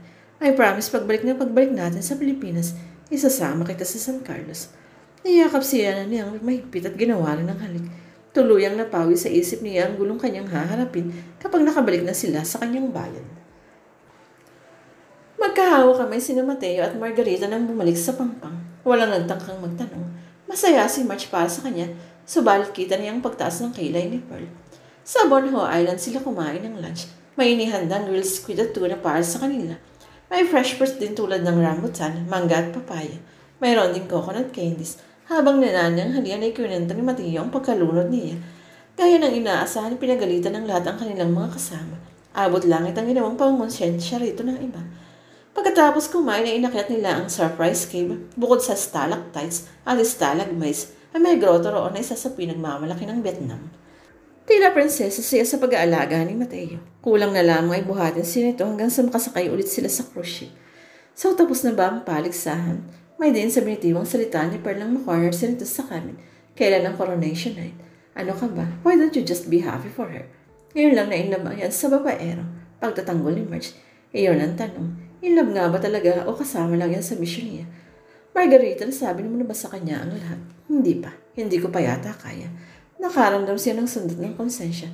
See what I mean? If you really love him, you will be totally honest to him. Halata ang galit sa tono ni Pearl. Hindi pa lang siguro nakakabelo. Ano ka ba? Nanay Perlas, masyado kang adelantada. Muli ay sabat ni Marge. I'm telling you, Margarita, I can give him the love that he deserves, yung walang monetary value. Matalim na saad ni Pearl. Nanahimik na lamang siya dahil ayaw niyang makipag-away sa kaibigan. Mabigat ang kanyang kalooban dahil sa mga sinabi ni Pearl. Hindi na niya na-enjoy ang mga activities nila ng araw na yun. Pagkatapos nilang kumain ng Vietnamese dishes, ay nagkulong na siya sa kanilang cabin para pag-isipan kung paano aaminin ang lahat kay Mateo. Hindi naman siguro pa namantala kung nahulog na rin ang loob niya kay Mateo, diba? Mahal niya ito at handa na rin siyang igipap ang kanyang career upang manirahan sa probinsya kasama ang nobyo. He did say that she was his girlfriend. Maiintindihan mo siguro siyang ng lalaki kung sasabihin niya ang totoo. Nakatulog siya sa kaiisip kung paano niya ipagtatapat ang lahat sa lalaki. Pasado alauna ng madaling araw ng magising siya. Nagpasya siyang sabihin ang lahat kaya lumabas siya ng cabin. Masaya nag-iinuman at nagkakantahan ang kasama nila sa Sunday. Wala si Mateo. Wala rin si Pearl. Kinunod siya. May kung anong kumulot sa kanyang dibdib habang binabagtas ang hallway papunta sa mga sleeping cabins. Nakalampas na siya sa dalawang pinto, subalit wala pa rin siya nakakarinig na kahit anong kaluskos. Bago pa siya sumapit sa ikapat ay nagulat siya nang bigla yung bumukas at lumabas si Pearl. Nakatupis bikini ito at nagpatong lang namang see-through top. Halatang nagulat din si Pearl nang makita siya. Oh, ay nasa loob si Mateo. Okay, I've decided to tell him the truth. Patay mali siya din sa sambit kahit nasa sobrang lakas ng kaun ng kanyang tibok. Oh no, if I were you, I wouldn't dare go inside. Humarang si Pearl sa pintuan upang hindi siya makadiretso. Sinabi ko na sa kanya ang totoo. I told him na hindi mo kayang sabihin kaya ako na lang nagsabi. Bakit mo ako pinangunahan, Pearl? This is my problem in the first place. Nagsimulang magilid ang kanyang luha. You are a girlfriend to me. You should thank me pa nga eh. I've done you a huge favor. Ipinatong nito ang kamay sa kanyang balikat. By the way, tulog na siya. We're here for like 2 hours. Boys is just so good in bed. Napayuko na lamang si Margarita nang iwan si Pearl. Tumulo ang luha sa kanyang mga mata. She longed for her embrace. She wanted to go inside and explain. Dahan-dahan niyang binuksan ang doorknob at nakita niya si Mateo na nakaupo at nakasandal sa headboard ng kama. May hawak itong bote ng brandy. Mateo. Stupid of me, wasn't it, Margarita? Ang tanga-tanga ko para maniwala sa ni. Sino mag-aakalang pinagplanuhan ninyo ng papa ko ang lahat ng ito? Hindi niya alam kung anong kanyang isasagot. Lalong dumaloy ang luha mula sa kanyang mga mata. Gusto sana niyang lumapit dito subalit hindi na niya kaya pang gumalaw mula sa kanyang pagkakatayo. I forsook you. I really thought I was the luckiest man in the world for winning Margarita del Prado's heart. Kunwari ka pang pakipot. Iwinasiwa si Mateo ang hawak nitong boot sa hangin. It's not what you think. Hindi ko naman tinanggap yun dahil you're right, Margarita. Siguro ngayong madali kong mapapaibig ang mga babae. Kaya bakit ako mag-aaksaya ng panahon sa isang katulad mo na ginamit lang ang puso ko para sa sarili niyang kapakanan? Please get out. Mateo, please. Let me explain. I said get out. Tila napaso siya sa nagbabagang boses ni Mateo. I'm sorry. Wala na siyang nagawa kundi ang lumabas ng kwarto. Narinig na lamang niyang nabasag ang bote ng brandy. Malamang ay inihagis siya ni Mateo sa pinto ang naghihiwalay sa kanilang dalawa. She checked her email and composed a letter for Connie, Don Lorenzo's secretary. Ipapaalam niya sa matanda na uurong na siya sa kanilang kasunduan.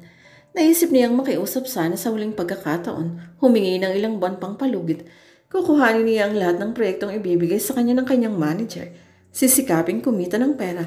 Ibenta ang iba pa nilang ari-arian. Pero sa huli ay naisip niyang wala na yung buting itutulot. Ipapaubayan niya ang rancho dahil ang natuloy na pagkakataon ng kaugnayan ng pamilya Hortaleza ay mapapaalala lamang sa kanya kay Mateo at hindi na niya kaya ang sakit na nararamdaman. Nang ipapadala niya yun ay nakita niyang may bagong email na pumasok at nagimbal siya sa nalaman niya. Isinugod sa ospital ng kanyang ina at malubha ang kalagayan nito. Pagbalik nila sa hotel ay agad na kinausap ni Margarita ang kanyang manager at ipinaalam ang family emergency niya.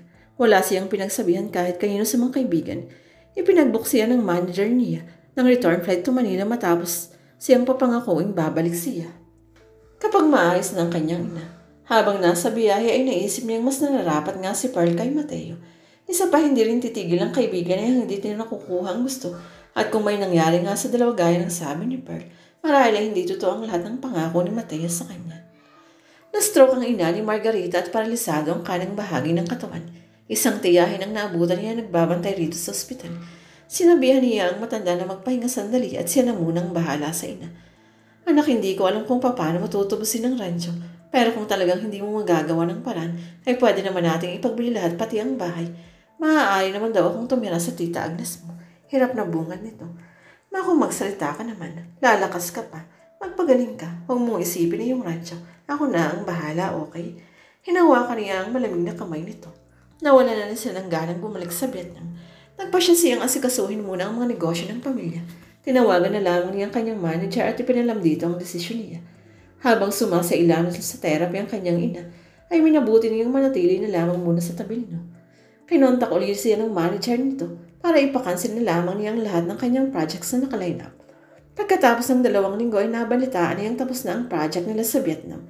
Tinawagan siya ni Connie para sabihin nasa Pilipinas na si Mateo at uuwi ito ng San Carlos para ipakilala kay Don Lorenzo ang magiging kabiyak. Kung gayon ay tuloy ang kasunduan at mabibigyan siya ng mas mahabang panahon upang mabayaran ang kanyang utang. Nagtataka si Margarita kung bakit wala siyang makapang kasiyahan. What are you guys doing here? Gulat na tanong ni Margarita nang makita sina Pearl at Mateo sa kanilang living room. Kakadating lang namin dito. Tita Agnes mo ang nagpatuloy sa amin. I heard about what happened to your mom. Kumusta na siya? Ani Pearl sabay angkla kay Mateo. Madilim ang mukha ng lalaki. Nakatitig lamang ito sa kanya. Nakadama siya ng matinding hapdi sa dibdib. Namiss niya ito ng sobra. Gusto sana niya itong yakapin at pupugin ng halik subalit wala siyang karapatang gawin niyon. May schedule siya ng therapy ngayon. Madalas ako nagbabantan sa kanya. Piling ko mas mabilis siyang makaka-recover kapag ako ang nag-aalaga. Bagya siyang humitig upang ilabas ang bigat ng dibdib. Hindi ko alam na taga rito ka din pala. Pahayag ni Mateo. Paano ba naman kayo magkikitang dalawa dito? Walang barangay yata ang layo ninyo sa isa't isa. Napahalakak si Pearl. Hanggang ngayon pala ay probinsya pa din ang lugar na ito. And you've been here for almost 3 weeks. Amazing. What's more amazing is to realize that this is where I really belong. Nakalimutan niya kanina pa pala siya nakatayo kaya umupo siya sa upuan sa pinakamalayo kay Mateo. Para mas gusto ko na dito kaysa sa syudad. Pwede ka din palang artista. Magaling kang mag-memorize ng script mo. Mapait na sabat ni Mateo. Hindi niya ito pinansin. Simula nang nagkasakit si Mama, ako na ang namamahala dito. I used to think it's the most boring thing in the world. Pero masaya at challenging palang pakipagsapalaran sa kuprahan at rancho araw-araw kasama ang mga nagtatrabaho dito. But you haven't heard the good news yet, Margarita. Ani Pearl, tila di naniniwala na habang buhay na siyang titigil sa rancho nila. May bago tayong project, sabi ni Boss. Bridal wear daw. Sinabi ko na sa kanya wala akong project na tatanggapin hanggat di pa fully recovered si Mama. Pag-isipan mo din ulit. Bukas babalik na ako doon to sign the contract. You're leaving tomorrow? Singit ni Mateo. Gulat ito subalit halatang nagliwanat ang mukha. Yes, dear. I'll be back to see you every weekend. Humalik ba sa miskin nito ang babae sa kasiyahinap? Come with me na lang kaya para makausap mo na si Boss. Ako na nga ang ginawa niyang emisaryo eh. I really can't. Nakasked na ang activities ko. Madami pa akong gagawin sa rancho bukas. I'll call him promise. Ang controversial na Rancho del Prado.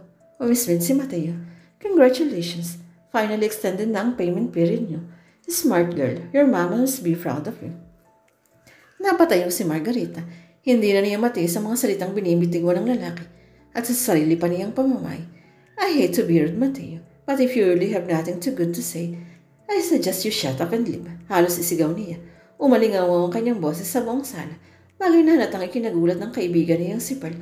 Nandito ka sa teritoryo ko, so at least show mo some respect. Hey guys, ani ni Pearl at tumayo na.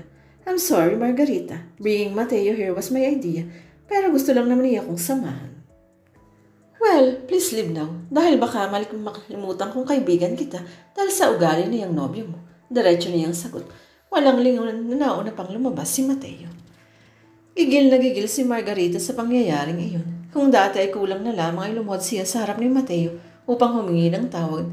Ngayon pagkatapos ng pagtrato nito sa kanya, ay gusto niya itong ipasipa sa kanyang mga alagang kabayo. Pumunta siya sa kwadra. Inilabas niya ang isang kabayo. Hinayaan nitong ilibot siya sa malawak na lupain ng mga Del Prado. Tunay na nakapagpapagaan ng damdamin ng bawat hampas ng hangin sa kanyang pisngi. Pabalik na si Margarita nang makita ang isang grupo na malapit sa bakod ng rancho. Inisip niya ang mga tauhan nila ngayon kaya nilapitan niya ang mga ito. Sino po? Marge! Gulat siya nang makita niya ang kaibigan kasama sina Wesley at Greg. Anong ginagawa niyo dito? Bumaba siya sa kabayo at itinali ito sa bakod. Inalis niya ang kandado ng kahoy sa narangkahan at pinatuloy ang mga bisita. Margarita, niyakap siya ni Marge. I'm so glad to see you. Iniwan kasi ako ni Pearl kaya inaya ko tong dalawa na maglakad-lakad kami dito sa lupain nila Mateo. Karugtong pala to ng rancho niyo. Tahimik siyang tumango at malungkot nang umiti rito. Inakay ni Greg ang babae at nagpaalam ang mga ito nang mamasyal sa kakahuyang natatanong ng mga ito. They're getting married, Margarita. Ani Wesley nang makalayo ang dalawa. So I've heard. Ang bilis ng panahon, no? Muling nagsikip ang dibdib niya. The day you left, Mateo was so miserable. Hindi ka nagpaalam sa kahit na kanino. Wala namang sinabi ang manager niyo. Kahit walang kibo si Mateo, alam kong alalang-alala siya. Hinawakan ni Wesley ang kanyang braso. Hihintay na humarap siya rito. 3 days kaming walang show dahil wala siyang ginawa kundi mag-inom. Pearl tried to comfort him, pero mahal ka ng kaibigan ko. Whatever between the two of them, I can assure you that what he feels for you is way deeper. Parang may galit sa boses ni Wesley. Maaaring nagkakilala kami at the right time, but under the wrong setup. Sana hindi sa ganitong pagkakataon. Pumunot siya ng malalim na hininga. As for Pearl, she's a good friend. I have a feeling na ginagawa niya ito para sa akin. To show me that Mateo does not deserve me. Ewan ko, pero isa lang nasisiguro ko. I will not do anything to hurt her. Hindi niya alam kung may sinabi si Mateo kay Wesley kung bakit sila nagkalabuan, pero ayaw niyang may makaalam pa ng tukol sa kasunduang. Pinasok niya hanggat maaari. Niyakap siya ni Wesley at nang mapansin ang pangilid ng luha sa mga mata niya, ay inilapit na ang ulo sa dibdib niya. Tuluyan na siyang napaiyak dahil iyon na lamang hindi niya magagawa na alam niyang makapagpapagaan ng kanyang kalooban. Sa ganitong posisyon sila naabutan ni Pearl at Mateo. Sinikap niyang kumalas sa mga bisig ng binata, subalit lalong hinigpitan ni Wesley ang pagkakayakap sa kanya. Grabe, ang layo naman itong tambayan na napili niyo para maglambingan. Pantay ang mga labing komento ni Mateo. Nakakunot ang noon ito at masama ang tingin sa nadat ng tagpo. You're way out of line, Mateo. Matigas na balik ni Wesley. May babala sa boses nito. Pagkatapos ay hinarap nitong muli si Margarita at inabot sa kanya ang isang panyo. Nakatungo niyang pinunasan ng basa niyang mga pisngi. Hindi niya nakita na parang sinikmurahan si Mateo na makitang umiiyak siya. Wes, sobrang namiss mo ba si Margarita? Si Pearl bago pa nakasingit ang nobyo nito. Ipinagtaka ni Mateo sa biglang pagbabago ng mood ng fiancé nito. 2 weeks lang naman kayong hindi nakita, diba? Hindi ko alam na ganyan ka pala ka-close sa kanya. Bakit? Masama bang aluin ko ang isang kaibigan tulad ng ginawa mo kay Mateo 2 weeks ago? And what do you mean by that remark? Nakapamewang na balik ni Pearl. Nothing, and I don't see why me being close to Margarita should concern you. Ano bakit ha? Tila nakalimutan ni Wesley na hawak si nito at masama na ang tinito kay Pearl. Hinawakan niya ang kamay nito at inilagay raw ng panyo ng binata. Wesley, please. Hindi na napili ng mapatayin kay Mateo at nakita niya ang galit sa mukha nito. Siguro ay dahil pinagtaasan ni Wesley ang boses si Pearl. Stop it na guys. Tumingin siya kay Pearl. Nakikiusap. We're all girlfriends, right? Salamat sa lahat. Sorry for all the things that I've done. Kung nasaktan ko man kayo, hindi ko sinasadya yun. I was also just a victim of circumstances. Naiintindihan ka namin, Margarita. Napakabuti mong anak. Sumugal ka lang para sa pamilya mo. Susog ni Wesley. Narinig ng papalapit na sina Marge at talagang sinabi ng binata. At talagang mabigat ang dahilan para mapilitang gumawa ng ganyan ang isang Margarita del Prado. Lalo pa at ayaw niya sa kahit na anong klase ng sugal. Aning Marge. Hindi na siya nagtangkapang tingnan muli si Mateo. Guys, welcome to Rancho del Prado. Pasensya na kung hindi ko na kayo naimbita ng maayos dito. Bukas kapag may free time kayo, puntahan niyo lamang ako sa kwadra ng mga kabayo. Ipapasyal ko kayo. Nakikabing na lang pasara yung tarangkahan pagpaalis na kayo. Sumakay na si Margarita sa kabayo. Pababalikin na lamang niya sa isang manggagawa ang gate para may kandado iyon. Hanggang sa makalayo si Margarita ay titig na titig pa rin si Mateo sa dalaga. Na-imagine niya ang sariling nakasakay rin sa kabayo, yakap ito ng mahigpit. Nakadikit ang katawan nito sa kanya at ang pisngi ay nakahilig sa kanyang balikat. Namimiss niya ang init ng katawan nito. Naalala niya ang mga labi nitong humaplos sa kanyang katawan, naging ang mga daing nito at ang pagsambit sa kanyang pangalan. Bahagya siyang napangiti sa mga bagay na naglalaro sa kanyang isipan at tila napansin niya ni Pearl. Yumakap ito sa kanyang baywan ang tinihilig ang ulo sa kanyang balikat. Si Pearl ang kanyang fiancé, subalit ang init na kanyang hinahanap-hanap ay hindi niya nararamdaman sa mga yakap nito. Pinilit ni Margarita na maging masaya sa paggawa sa rancho, kahit nabibigat ang kanyang kalooban. Maghapon niyang inabala ang sarili sa pagtulong sa mga manggagawa roon. Nagpakain sila ng mga kabayo at iniskobang paborito na yung alaga. Pasado alas 4 ng hapon ay nagsiuwi ng mga trabahador, subalit na natili si Margarita sa loob ng kwadra. Sinuklan na niya ang iba pang kabayo mula katawan hanggang buntot. Isa ito sa pinakapaborito niyang gawain sa rancho. Pakaramdam niya yung muli siyang naging bata. Hindi siya gaanong mahilig sa manika noong maliit siya. Mas gusto niyang nasa kwadra. Nagpapasikat sa kanyang ama sa husay niya sa pagsakay sa kabayo. Bagay na hindi nito gusto. Napangiti siya sa ala-ala. May kasama ka ba dito? Napalingon si Margarita mula sa ginagawa. Sa rinig pa lang ni Mateo ay tila sumisibang kabayo ng tibok ng kanyang puso. Wala. Ibinalik niya ang atensyon sa kabayo. Pilit niyang inilayo ang tingin sa mga mata ng bisita. Nasaan yung ima? Kasama ni Pearl na bumalik sa Maynila para daw sa contract signing. Pati sina Wesley at Greg, natigilang tanong niya. Naglalaro sila ng basketball kaya hindi ko na sila niyayang pumunta dito. Bakit ka nandito? Hindi ba dapat naglalaro ka din? Stop the unnecessary questions, Margarita. You know that we need to talk. Nabitiwan niya ang hawak na brush biglang pagtaas ng boses ni Mateo. Pakiramdam niya yung makiat ang dugo sa kanyang ulo. Naniningkit ang mga matay na hinirap na ito. Look, Mateo, nakuha mo na ang buong pagkatao ko. Hindi pa ba sapat na kabayaran niyo sa lahat ng sama ng loob mo sa akin? Ikakasal ka na at magiging masaya na ang iyong ama. Ako tulad ng sinabi mo, proud na proud ang nanay ko. Are you happy? Happy? Sheila. Noong gabing nakahanda na akong ipagtapat ang lahat sa iyo, sinong naabutan ko? Ikaw at si Pearl. Hindi niya na ituloy ang gustong isumbat. Are you happy? Muli nitong tanong. Hindi mo alam kung gaano kasakit ang maibit sa ganitong sitwasyon. But maybe I deserve this. Nabasag ng boss niya at hindi napigilan ng mapahagulhol. Hindi siya tumutol nang yakapin siya ng mahigpit ng binata. Sapat nang muli niyang maramdaman ang init ng katawan nito. She longed for her embrace. Margarita soured the warmth of his body. Sweetie, I miss you so much. Bulong ni Mateo at masinigpitan pa ang yakap sa kanya. Natauhan siya nang marinig ang boss ng lalaki at nagpilit siyang kumawala sa pagkakayakap nito. Ikakasal ka na, Mateo. Tumalikod siya rito. Ayokong masaktan ang kaibigan ko. Pumuntong hininga ito, hindi na nagpilit na hawakan pa siyang muli. Kaya nga pala ako nagpunta dito. Kasi sabi mo, welcome kami sa Rancho del Prado. Tinatanggap ko ang imbitasyon mo na samahan kami mamasyal dito. Pero ako lang muna. Gusto ko yung itim na kabayo sa dulo. Nakangiti pa itong nagpatiuna. Napapailing na lamang na sumunod si Margarita sa binata. Hindi ka pwedeng sumakay sa kanya. Hindi ka kilala ni Knight. Tukoy niya sa alaga. Diangkas ako sa'yo para hindi niya ako ihulog. Bali walang sagot ni Mateo. Makinang itong umiti sa kanya.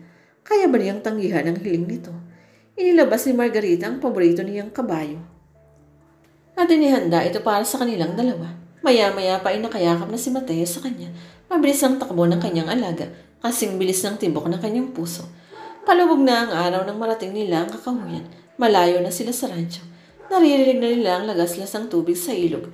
Malapit na sila sa kanyang paraiso. Ang maliit na waterfalls na discovery noong bata pa siya. Malinis at malimig pa rin ang tubig sa falls na iyon. Sa sobrang layo ay hindi ito masyadong dinarayo ng mga taga San Carlos. Napakatahimik sa lugar na iyon at ang huni ng mga ibon. Pagaspas ng mga puno at agos ng tubig ang karaniwang maririnig. Napakaganda dito. Mahinang sambit ni Mateo. Pareho silang nakatayo sa harap ng falls at ninanam namang katahimikan ng paligid. Second time ko pa lang na nakapunta dito. Noong una kong nadiscover ito ay muntik na akong malunod. Kwento ni Margarita. Pagkuha na ay umugot siya ng malalim na hininga. Salamat sa batang lalaking sumagip sa iyo noon. Hinawakan ni Mateo ang kamay niya. Kung hindi dahil sa kanya, hindi mo na makikitang muli ang tanawing ito.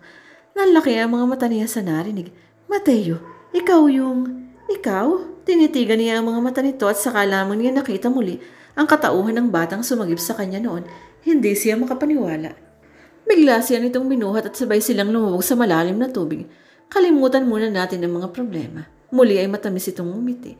Sabay nilang binalikan ng araw na nagkakilala sila pagkatapos siyang sagipin noon nila.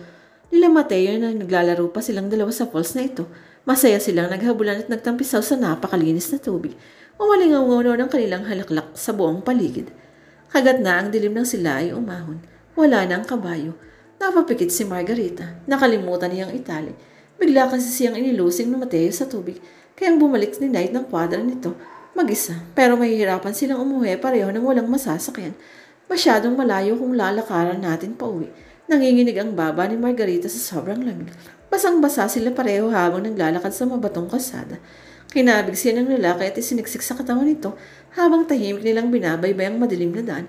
Mabuti pa maghanap muna tayo ng masisulungan. Mungkahin ito. Malamig, madilim. Tumigil si Mateo upang yakapin siya ng buo. I'm sorry pero talaga nilalamig din ako. Nagpaubaya ang dalaga. Nagsimulang mag-init ang kanyang pakiramdam. Naman ni Mateo ang hininga ni Margarita sa kanyang lieg. Bagya niyang inangat ang mukha nito upang magkaharap sila. He didn't waste another moment and tasted her lips once more. He felt her yearning for his kiss, so he gave her what they both wanted and touched his lips to her. He needed to show her how he felt still for her. For Margarita alone, ito ang babaeng gusto niya. He heard her moan. He felt her body sense as she pushed herself closer to him. Nakarinig lamang sila ng kaluskos kaya sila naghiwalay. Pareho nilang habol ang hininga ng mata na aandap-andap na ilaw palapit sa kanila. Magandang gabi po. Bati ni Mateo sa isang matandang lalaki at binatilyong naglalakad, dala ang ilang piling ng saging. Pwede po ba kaming makituloy sa inyo kahit ngayong gabi lang? Nakawala po kasi yung kabayo namin. Itinaas ng nakatatandang lalaki ang gasira upang sinuhin sila. Ma'am Margarita, abay bakit basang-basa ho kayo? Naligo po kami sa ilog. Nahihiyang sagot ng dalaga. Tayo na po sa amin at baka kayo ay magkasakit. Malapit na ho dito ang bahay namin. Sagot ni Mang Erning. Sumunod na lamang sila ng dalawa sa mag-ama. Nang makarating sila sa maliit na bahay ay pinihiram si Margarita ng asawa ni Mang Erning ng bestida. Si Mateo naman ay pinahiram din ng damit ng lalaki na nagpakilalang kapatid ng isa sa mga nagtatrabaho sa rancho ng mga Del Prado. Madalas ho kayong ikinukwento ni Kuya Pablo sa akin, anang matanda. Sama-sama sila sa lamesang yari sa kawayan. Ipinagluto sila ng asawa nito ng sinigang na isda sa sampalok. Ngayon lamang daw siya nakakita ng kasing ganda ninyo na nagtatrabaho sa rancho. Siya ho ba ang kasintahan nyo? Nakangiting tanong ng asawa nitong si Aling Pasing, si Mateo ang tinutukoy. Humigop na lamang siya ng mainit na sabaw. Kunwain na di narinig ang tanong. Ang sarap naman po ng sinigang ninyo. Bagay po ba kami? Pabirong tanong ni Mateo, umakbay pa ito sa kanyang balikat. Bagay na bagay ho. Siguradong napakaganda ng magiging mga supling ninyo. Simple lamang ang buhay dito pero siguradong magiging masaya kayo. Nakaramdam si Margarita ng kaligayahan sa narinig. Subalit may biglang kirot na bumawi roon. Kailangan niyang tanggapin na hindi na mangyayari ang iniisip ng ginang. Inialok ng mag-asawa ang silid ng mga ito upang doon sila matulog. Subalit pinili ni Margarita na maglatag ng banig sa sala. Sa halip na mahiga kaagad ay nanungaw muna siya. Maliwanag ang buwan at kitang-kita na yun sa bintana. Ang buong akala niya ay lumabas si Mateo upang makipagkwentuhan kay Mang Erning. Nagulat na lamang siya nang may biglang sumulpot di kalayon sa bintanang dinurungawan niya. Napaupo siya sa silya sa gilid nang biglang nanlalambot ang kanyang mga tuhod. Uso pa ba? Ang harana. Marahil ikaw ay nagtataka. Nang ibabaw ang boses ni Mateo at tahimik na gabi habang nagigitara si Mang Erning. Bakit ba kapag version niya ang kanta ay nakakakilig? Naisip ni Margarita habang muling ninanamnam ang boses ni Mateo sa awitin ng parokya ni Edgar. Siyempre pa dahil may-ari ng bahay ang kasama ito, tumuloy ang nanghaharana sa salas matapos ang kanta. Naupo ang mga binata sa silyang kawayan at iniusod nila kaina sa dingding. Samantalang natili siya sa silya, may banig sa pagitan nila. Hindi ka na nahiya, gabing-gabi na, may inang sita niya. Pumasok na si Mang Erning sa salid nito at ng asawa. Doon din pansamantalang natulog ang anak ng mga ito. Yamang sinakop nila ni Mateo ang sala. Bagay pala sa iyo ang bestida. Nakangiti ito habang pinagmamasdan ang mukha niya. Lumipat ito sa banig, tila handa na ring matulog. Hindi napigilan ni Margarita ang mapangiti. Pero nanahimik na lamang siya tumabi na rito sa banig. Nahiga na siya, tumagilid, nakatalikod sa binata. Pero alam mo ba kung ano ang mas bagay sa iyo? Pangungulit ni Mateo. Humiga na rin ito sa tabi niya, pilit na nagpapapansin. Lumingon siya para harapin ang lalaki. Si Pearl ang bagay sa iyo. Sumeryoso si Mateo. Panira ka naman ng punchline. Kanina pa ko effort na effort dito. Reklamo nito. Mapait lang siyang umiti. Margarita, I swear, na-inlove ako sa iyo at first time. Oo, nagalit ako ng sobra sa iyo the moment I learned about your deal with my father. Pero hanggang ngayon, ikaw pa din ang hinahanap-hanap ko. You're getting married, Mateo. You know this isn't right. Tangi niya, hindi ako dapat sumama sa iyo. Bakit ka ganyan, sweetie? Bakit ang tigas mo? Bakit hindi ko maramdaman sa'yo na mahal mo din ako? Kaya baka ba ganyan sa akin ay dahil nakuha mo na ang gusto mo? Naguguluhan na itong tanong. So what do you want to? May asawa ka, pero may desisyon tayo on the side. Madalim niya itong tinitigan. Huwag mo nang guluhin palalo ang sitwasyon. Handa akong magsakripisyo para sa ikaayos ng lahat. Total sa akin naman nagsimula ang gulong to. Pakiusap ko lang. Huwag mo nang dagdagan. I'll sort things out, Margarita. Dinampian ito ng mainit na halik ang kanyang mga labi, pero bumulas niya itong itunulak. Stop it, Mateo. We're finished. At tumalikod na siya sa binata at nagtaloknong ng kumot. Magkatabi nga sila subalit tila may pakalaking pader na nasa pagitan nila. Mabilis na nakatulog si Margarita dahil na rin ng pagod. Hindi niya alam kung gaano katagal. Nagising na lamang siya nang may marinig na malakas na boses sa labas ng bahay. Galit na nagpupumilit ang isang babaeng pumasok sa loob ng bahay, subalit pinipigilan ito ng mag-asawa. Paano sasabihin wala sila sa loob ng bahay niyo? Ayon at nasa sampayan ng mga damit nila. Hysterical nitong natong. Napamulagad si Margarita ng mabusis ng si Pearl. Sa kanya naramdamang nakayakap si Mateo sa kanya at tulog na tulog ito. Bago pa siya tuluyang makabangon ay bumukas ang pintong yari sa kawayan at tumambad sa harap niya si Pearl. What the hell's the meaning of this? Bulyaw nito. Sinusubukan pa lamang niyang kumula sa mabigat na katawan ni Mateo ay naramdaman na niya ang malakas na sampal ni Pearl. Walang isang iglap ay kinaladkad na siya nito palayo kay Mateo at nakatanggap muli siya ng sunod-sunod na hampas mula sa babae. Tumigil lamang ang nagwawala niyang kaibigan ang hilahin nito ni Mateo palayo sa kanya. I was gone for one day. One day, gigil na gigil ang boses nito habang dinuduro siya. Pagkatapos heto ka, inaahas ang fiance ko. Tinignan niya si Pearl ng diretso habang nagpupumiglas ito sa pagkakahawak ni Mateo. Hindi ko inaahas ang fiance mo. Kinailangan lang namin makituloy dito. Walang nagtataksil sa'yo. Oh, really? Then explain to me kung bakit magkatabi kayo at magkayakap dyan habang alalang-alala ko nang malaman kong nawawala si Mateo. Pinalingan ito ang lalaki. Alam mo bang tumawag ang papa mo sa akin at hinahanap ka? Pati siya ay nag-aalala baka lumayas ka na naman. Pero kasama mo lang pala itong babaeng ito na nung nakaraan lang ay si Wesley ang inaakit. Ang galing mo rin talaga, no, Margarita? Stop it, Pearl. For God's sake. Pilit itong pinapakalma ni Mateo. Pakiuwi na yung nobyo mo, Mateo. Kalmadong saan niya. At pakisabi kay Don Lorenzo, natutulungan ka ni Pearl na tuparin ang kasunduan namin. Hindi siya papayag na lumayo ka sa San Carlos na wala ng mana. Hindi ba, Pearl? Natahimik ang kaibigan niya sa sinabi nito, pero mapasama pa rin ang tingin nito sa kanya. Naungusap ang mga mata ni Mateo bago pa man siya tuluyang iwan ito. Humugot siya ng malalim na hininga. Hindi naman talaga nun kasakit ang mga sampal at hampas ni Pearl. Mas nasaktan siya na nagawa nito iyon sa kanya dahil lamang sa isang lalaki. Nagpapaumahin ang tingin na idinako niya kina Mang Erning at Aling Pasing. Tulad ng ipinangako ni Margarita sa sarili, ay aayusin niya ang gulong sinimulan niya. Ang dalawang taong palugit ay nagsisimula na kaya wala siyang dapat sayanging oras para makalikom ng sapat na halaga bilang kabayaran sa radyo.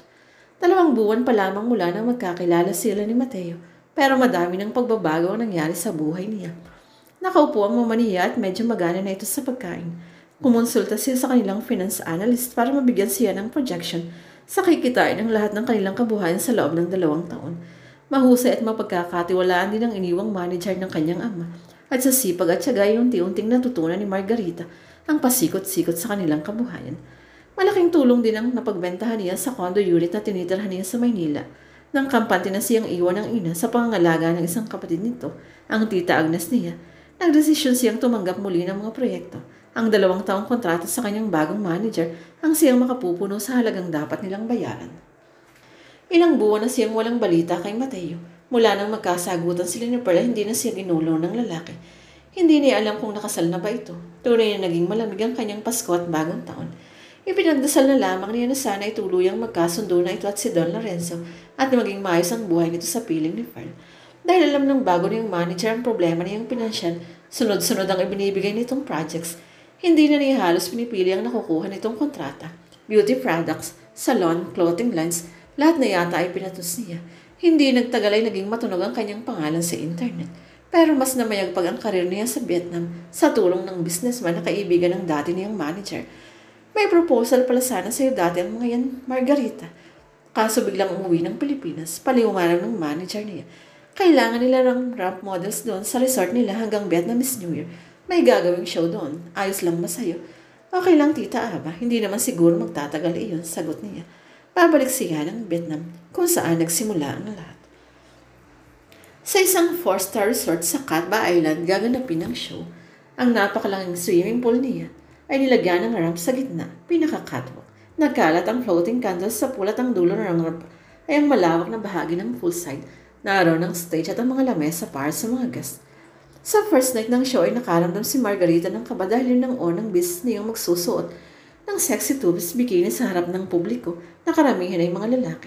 Matagal nilang pinag-usapan ito ng kanyang manager, subalit sa huli ay napapayag din siya dahil sa karagdagang bayad na makakatulong sa iniipon niya. She was wearing a ruffled triangle top with string pulled up to her neck and around her body. Mayroon ng glittering deep red beaded and blushes na nagpapalutang sa kanyang kaputian. Iginiit niya magsuot ng micro mini short at ibinukas na lamang niya ang botones niyon upang bahagyang maipakita ang design ng kanyang bikini. Ilang sandali pa ay nakatutok ng spotlight kay Margarita habang naglalakad siya patungo sa kabilang side ng pool. Nagsimulang tumugtog ang live band. It was an acoustic version of Jesse McCartney, Beautiful Soul. Tumindi ang kaba niya nang marinig ang pamilyar ng boss ng vocals list. Ang boss na minsang nagpatibok sa kanyang puso at pilit niyang iunawaglit sa kanyang isipan para lamang maituloy ang kanyang buhay. Nang makarating siya sa kabilang bahagi ng pula sa banda ni Mateo, ang natagpuan niya sa stage, muli ay nagtama ang kanilang mga mata. Kita niya sa reaksyon nito ang pagka-surprise at pagkakita sa kanya. Ni hindi itong ngati ay nagtaas man lang ng kilay para batiin siya. Subalit sapat na ang malamig na boses ng lalaki upang sumalubong ay yumakap sa kanya. Muli niyang naramdaman ang inaasam ng mga yakap at halik ng binata. Muling nagsumigaw ang puso niya para rin. Tell me, I miss you so bad. Parang galit ang nababanaag ni Margarita sa mga mata nito at hindi niya alam kung bakit. You did very good, masayang sabi ng Vietnamese resort owner na si Mr. Sung. Just very, very happy. Hope tomorrow you continue your job. Good job. Thank you. Inabot ni Margarita ang kamay nitong akmang makikipag-handshake, subalit nagulat siya nang bigla siya nitong halikan. Isang leather jacket ang naramdaman niya sa kanyang balikat at isang mainit na kamay ang lumapat sa ubad niyang tiyan. Excuse us, Mr. Sung. Biglang sulpot ni Mateo. Mabilis ang kanilang lakad hanggang sa makababa sila sa beachfront. Sandali nga, Mateo. Hingal na itinulak niya ito. Anong ibig sabihin nito? Anong ibig sabihin nito? Balik nito at hinagod siya ng tingin mula ulo hanggang paa. Kailan ka pa naglantad na ganyan? Tag mo pa ang GRO.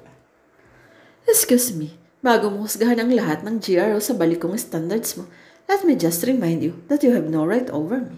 Nag-iinit ang kanyang tenga sa sinabi nito. Dahil mo pa ang magulang ko kung makasita. You're not even my boyfriend. Hell, Margarita, look at you. Biglang naging concerned ang Torrente. He gently brushed a hair strand away from her face, which made her quip. You don't need to do this. Tinalikuran niya si Mateo upang itatagwang matinding pananabik dito. Ginagawa ko lang ito dahil kailangan kong makabayad sa papa mo. Malungkot ang kanyang tinig. Please, Mateo, hayaan mo magawa ko ang obligasyon ko sa pamilya ko. Muli niya itong hinarap. Why are you here anyway? Where's Pearl? Ikinasal na ba kayo? Hindi na niyang pigilan ang mag-uumlapas na tanong. Mateo trace her lips with his finger. Matagal na kaming tumutugtog sa mga event ni Mr. Sung. Si Pearl, pumuntong hining ito. She signed another contract with your former manager. Let's just say it's a long engagement. Napakabang siya pa atras. The slightest touch of Mateo on her skin would always send electricity throughout her body, but she could not allow herself to give in and enjoy it. I see. Magsabi ka sa fiancé mo na kasama mo ko dito para mag-ala-flash siya naman yun at pumunta sa tabi mo. Malay mo, biglang mag-aya ng kasal. Margarita, I can't take this anymore. Bulalas ito. Mababaliw ako kapag nawala ka pa uli sa buhay ko. I was too late nang bumalik ako sa rancho niyo. Wala ka na doon and your aunt won't tell me where you are. Pati manager mo, pinalitan mo. Nilayawan mo ang mga kaibigan mo.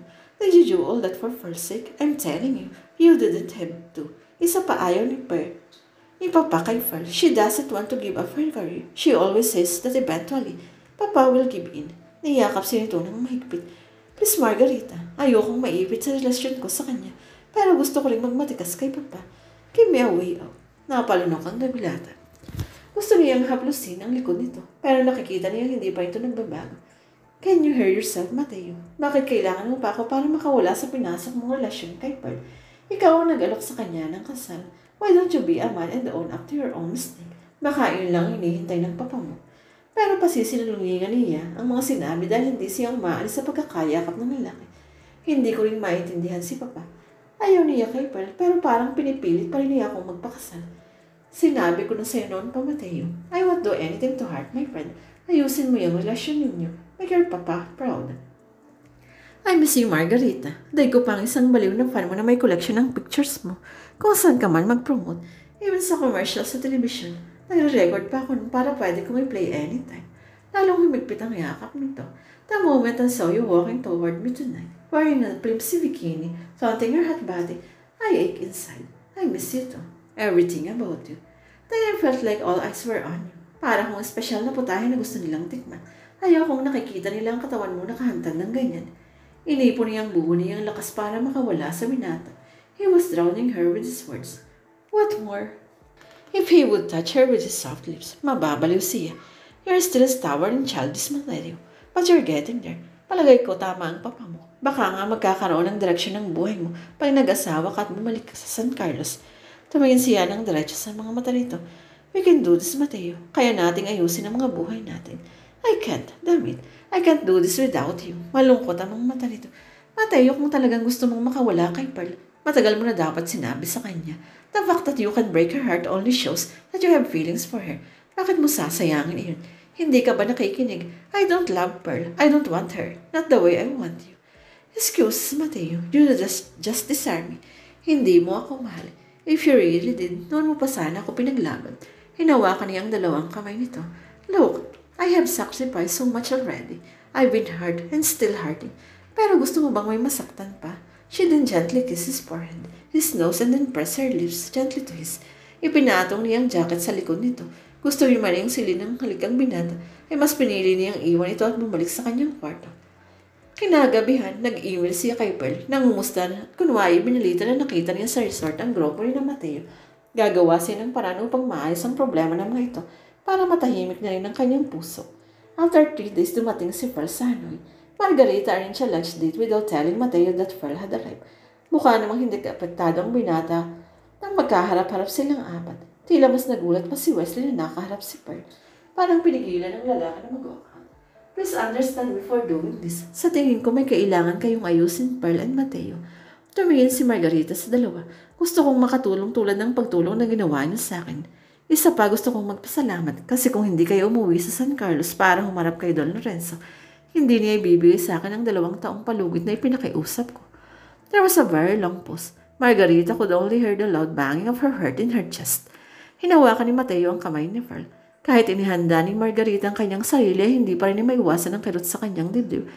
Are you still in for his? I mean us. May pagsuyo sa mga mata ni Mateo. Napakagat si Margarita sa nanginginig niyang labi. Subalit laking gulat niya nang bawiin ni Pearl ang kamay mula sa lalaki. Mateo, I had a confession to make. Inilahan ni Pearl ang lahat. Walang nangyari rito at kay Mateo nung gabing nagkalabuan sila ni Mateo. Pearl tried to seduce the man, pero si Margarita ang laging bukang bibig ng binata. Sa galit ni Pearl, sinabi nito ang kasunduang pinirmahan niya kay Don Lorenzo. After Margarita left, naging malapit sina Pearl at Wesley sa isa't isa. Pero dahil sa naging paghiwalay nilang magkaibigan, ay nag-guilty si Pearl kaya ginawa nito ang lahat para makabawi kay Mateo.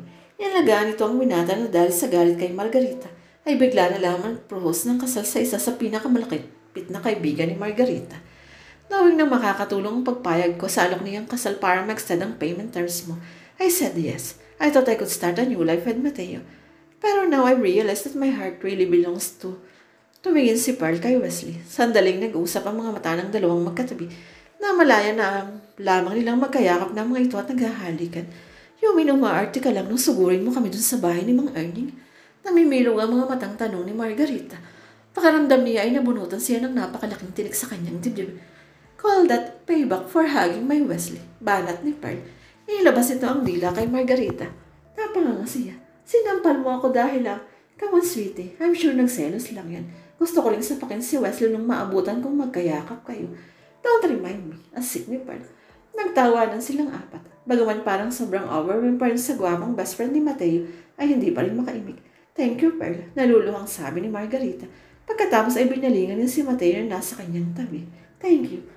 Sorry rin, girl, kung napadami ang hampas ko. Ani ni Pearl na ikinatawa ulit niya.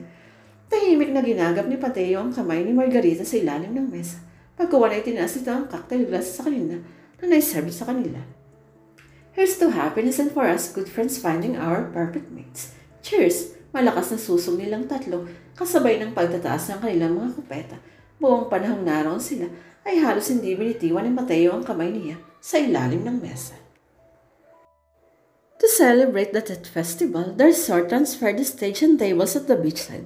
2 big drums were placed on both ends, big torches were lined up, and center table was filled with fruits, mung beans, and red puddings. Everybody waited for the clock to strike 12 midnight for the event. Para sa finale, silver swimsuit ang suot ni Margarita and this time, mayroon siyang mahabang buntot na katulad ng ginagamit sa Dragon Dance. Makinang ito at maraming silver na palanguti. Pagkatapos naging double lunch date ay hindi pa sila nagkakausap ng masinsina ni Mateo. Pareho silang naging busy para sa rehearsals para sa Tet Festival. 30 minutes bago sumapit ang madaling araw ay natapos ang kanilang show. Magkakasama sila sa isang table habang hinihintay ang Vietnamese New Year. We welcome and thank all for our guests who came to celebrate with us on our Tet Festival. Pasasalamat ni Mr. Sung. During Vietnam Tet celebration, families are together. People make peace, couples say I love yous, and we bring more people in their search for good luck. Hinapit ni Mateo ang katawan niya. Tahimik siyang humilig sa balikat nito at ninanamtam ang bawat sandaling iyon na magkasama sila. Nagsimulang umugong ang dalawang malalaking drum. Hudyat na malapit ng pagsabit ng alas 12. 7, 6, 5, 4, 3, 2, Happy New Year! Masayang batian ng lahat. Napulo ang madilim na kalawakan ng iba't ibang fireworks, iba't ibang kulay at hugis. Napangiti si Margarita sa ganda ng langit. Dumadagundong ang kalangitan tulad ng pagkabog ng kanyang dibdib. Mateo cupped her chin and they looked at each other long enough to feel the magnet that was pulling them closer together. She closed her eyes and received the sweetest kiss he'd ever given her. It sent fireworks over her lids. Fireworks, kisses Mateo is magic. Nangingirid ang luha sa mga mata ni Margarita nang maghiwalay ang kanilang mga labi. This was by far the happiest day of her life. I love you, Margarita. Bulong ni Mateo. I love you too. Nakangiting sagot niya. Nilakan nila ang long stretch ng beach. Walang humpay ang kulitan, lambingan at tawanan. Nang matiyak ni Mateo na malayo na sila sa beachfront ng resort, ay binuhat siya ng kasintahan. Muli itong ilubog ang napakalamig na tubig sa dalampasigan. Napahiyaw ang dalaga sa sobrang lamig. Yumakap ito sa kanya. Nang mahigpit at sinubsob ang mukha sa kanyang liig. Nang muli niyang iangat ang mukha ay sanlubong niya agad niyon ng halik. Pakiramdam ni Margarita ay muling tumigil ang pag-ikot ng kanyang mundo. Alam niya sa kanyang sarili na kahit anong pagpipigil ang kanyang gawin, ay hindi kailanman mawawala ang nararamdam niyang pagnanasa sa bawat aspekto ng pagkatao ng lalaking ito. Hindi na niya na malayang naiga na siya nito sa dalampasigan habang humahampas ang alon sa kanilang mainit na katawan. Tuloy na siyang nalunod sa mga halik ni Mateo. Muli silang nagniig. Muli nilang ipinadama ang isa't isa matinding pananabik. Nang makamta nila ang ganap na kaligayahan ay binalot nila ang kanilang katawan sa isa't isa. Sabay na sinalubong ang bukang ni Wayway. This is so perfect, bulong ni Margarita. Margarita, will you marry me? Natahimik siya. Hindi niya alam kung paano sasagutin ang tanong niyon. Mateo, may binabayadan pa ako, diba? Marahan niyang paalala. Hindi mo nagagawin yung mga bagay na yan. Kapakausapin ko si Papa tungkol sa utang mo. Please, hayaan mo kung ayusin ito sa paraang nararapat. Konting panahon na lamang ito yun. Yumakap siya ng mahigpit sa nobyo. Hindi ko kayang makita ka naglalantad ng katawan sa publiko. Ayokong may ibang lalaking makakita sa iyo the way I see you. Nagtaas ito ng boses. Halata ang takot na baka mawala siya. You don't have to worry on that score. Gusto na niyang matapos ang usapan. Naman niya ang sakit na nararamdaman ng binata. Dinampian ito ng halik sa pisngi bilang patunay na tapat siya sa kanyang pangako. Pagbalik nila ng San Carlos ay madalang din silang nagkikita at nagkakausap.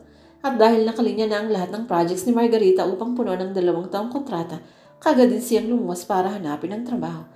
Ganyan ka ba kapag stress ka? Bati ng kanyang makeup artist na si Shaha. Habang marahang kinukusos ang braso sa kanyang pisngi, uhiyang ka lang sa ginagawa mo. Hindi kita magets, tita. Naguguluhang sagot ni Margarita. 1 buwan pagkatapos mag-propose si Mateo ay balik na sa normal ang kanyang buhay. Gaga, nananaba ka kayata. Hindi mo ba napapansin?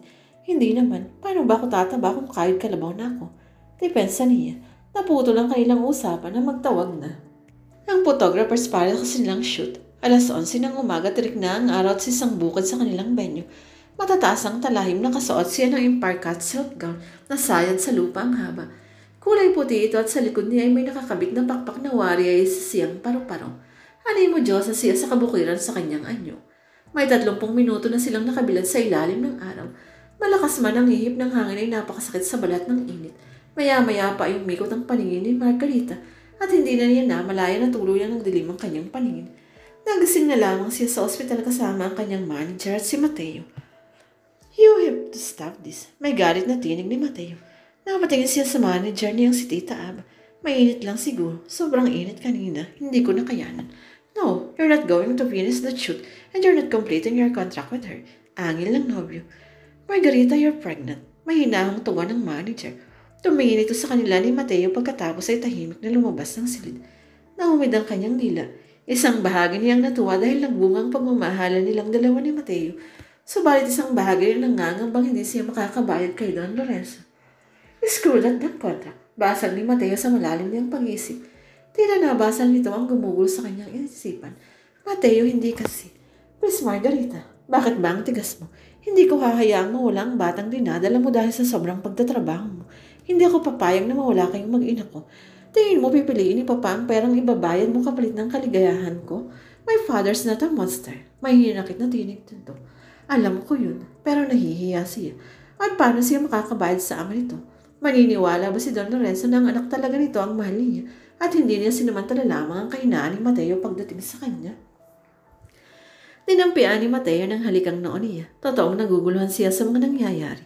Nakatulog siyang muli at ang magising ay ito na lamang nagbabantay sa kanya. Sinabi nitong nagpaalam na parang umuwi ang kanyang manager. Hi, buddy nito. Are you gonna marry me now? Anas nito, narunokso, may ngiti sa labi. Pero hindi niya magawang umiti pabalik. Mateo, hindi solusyon ang kasal. Ayokong pagdudahan ng papa mo.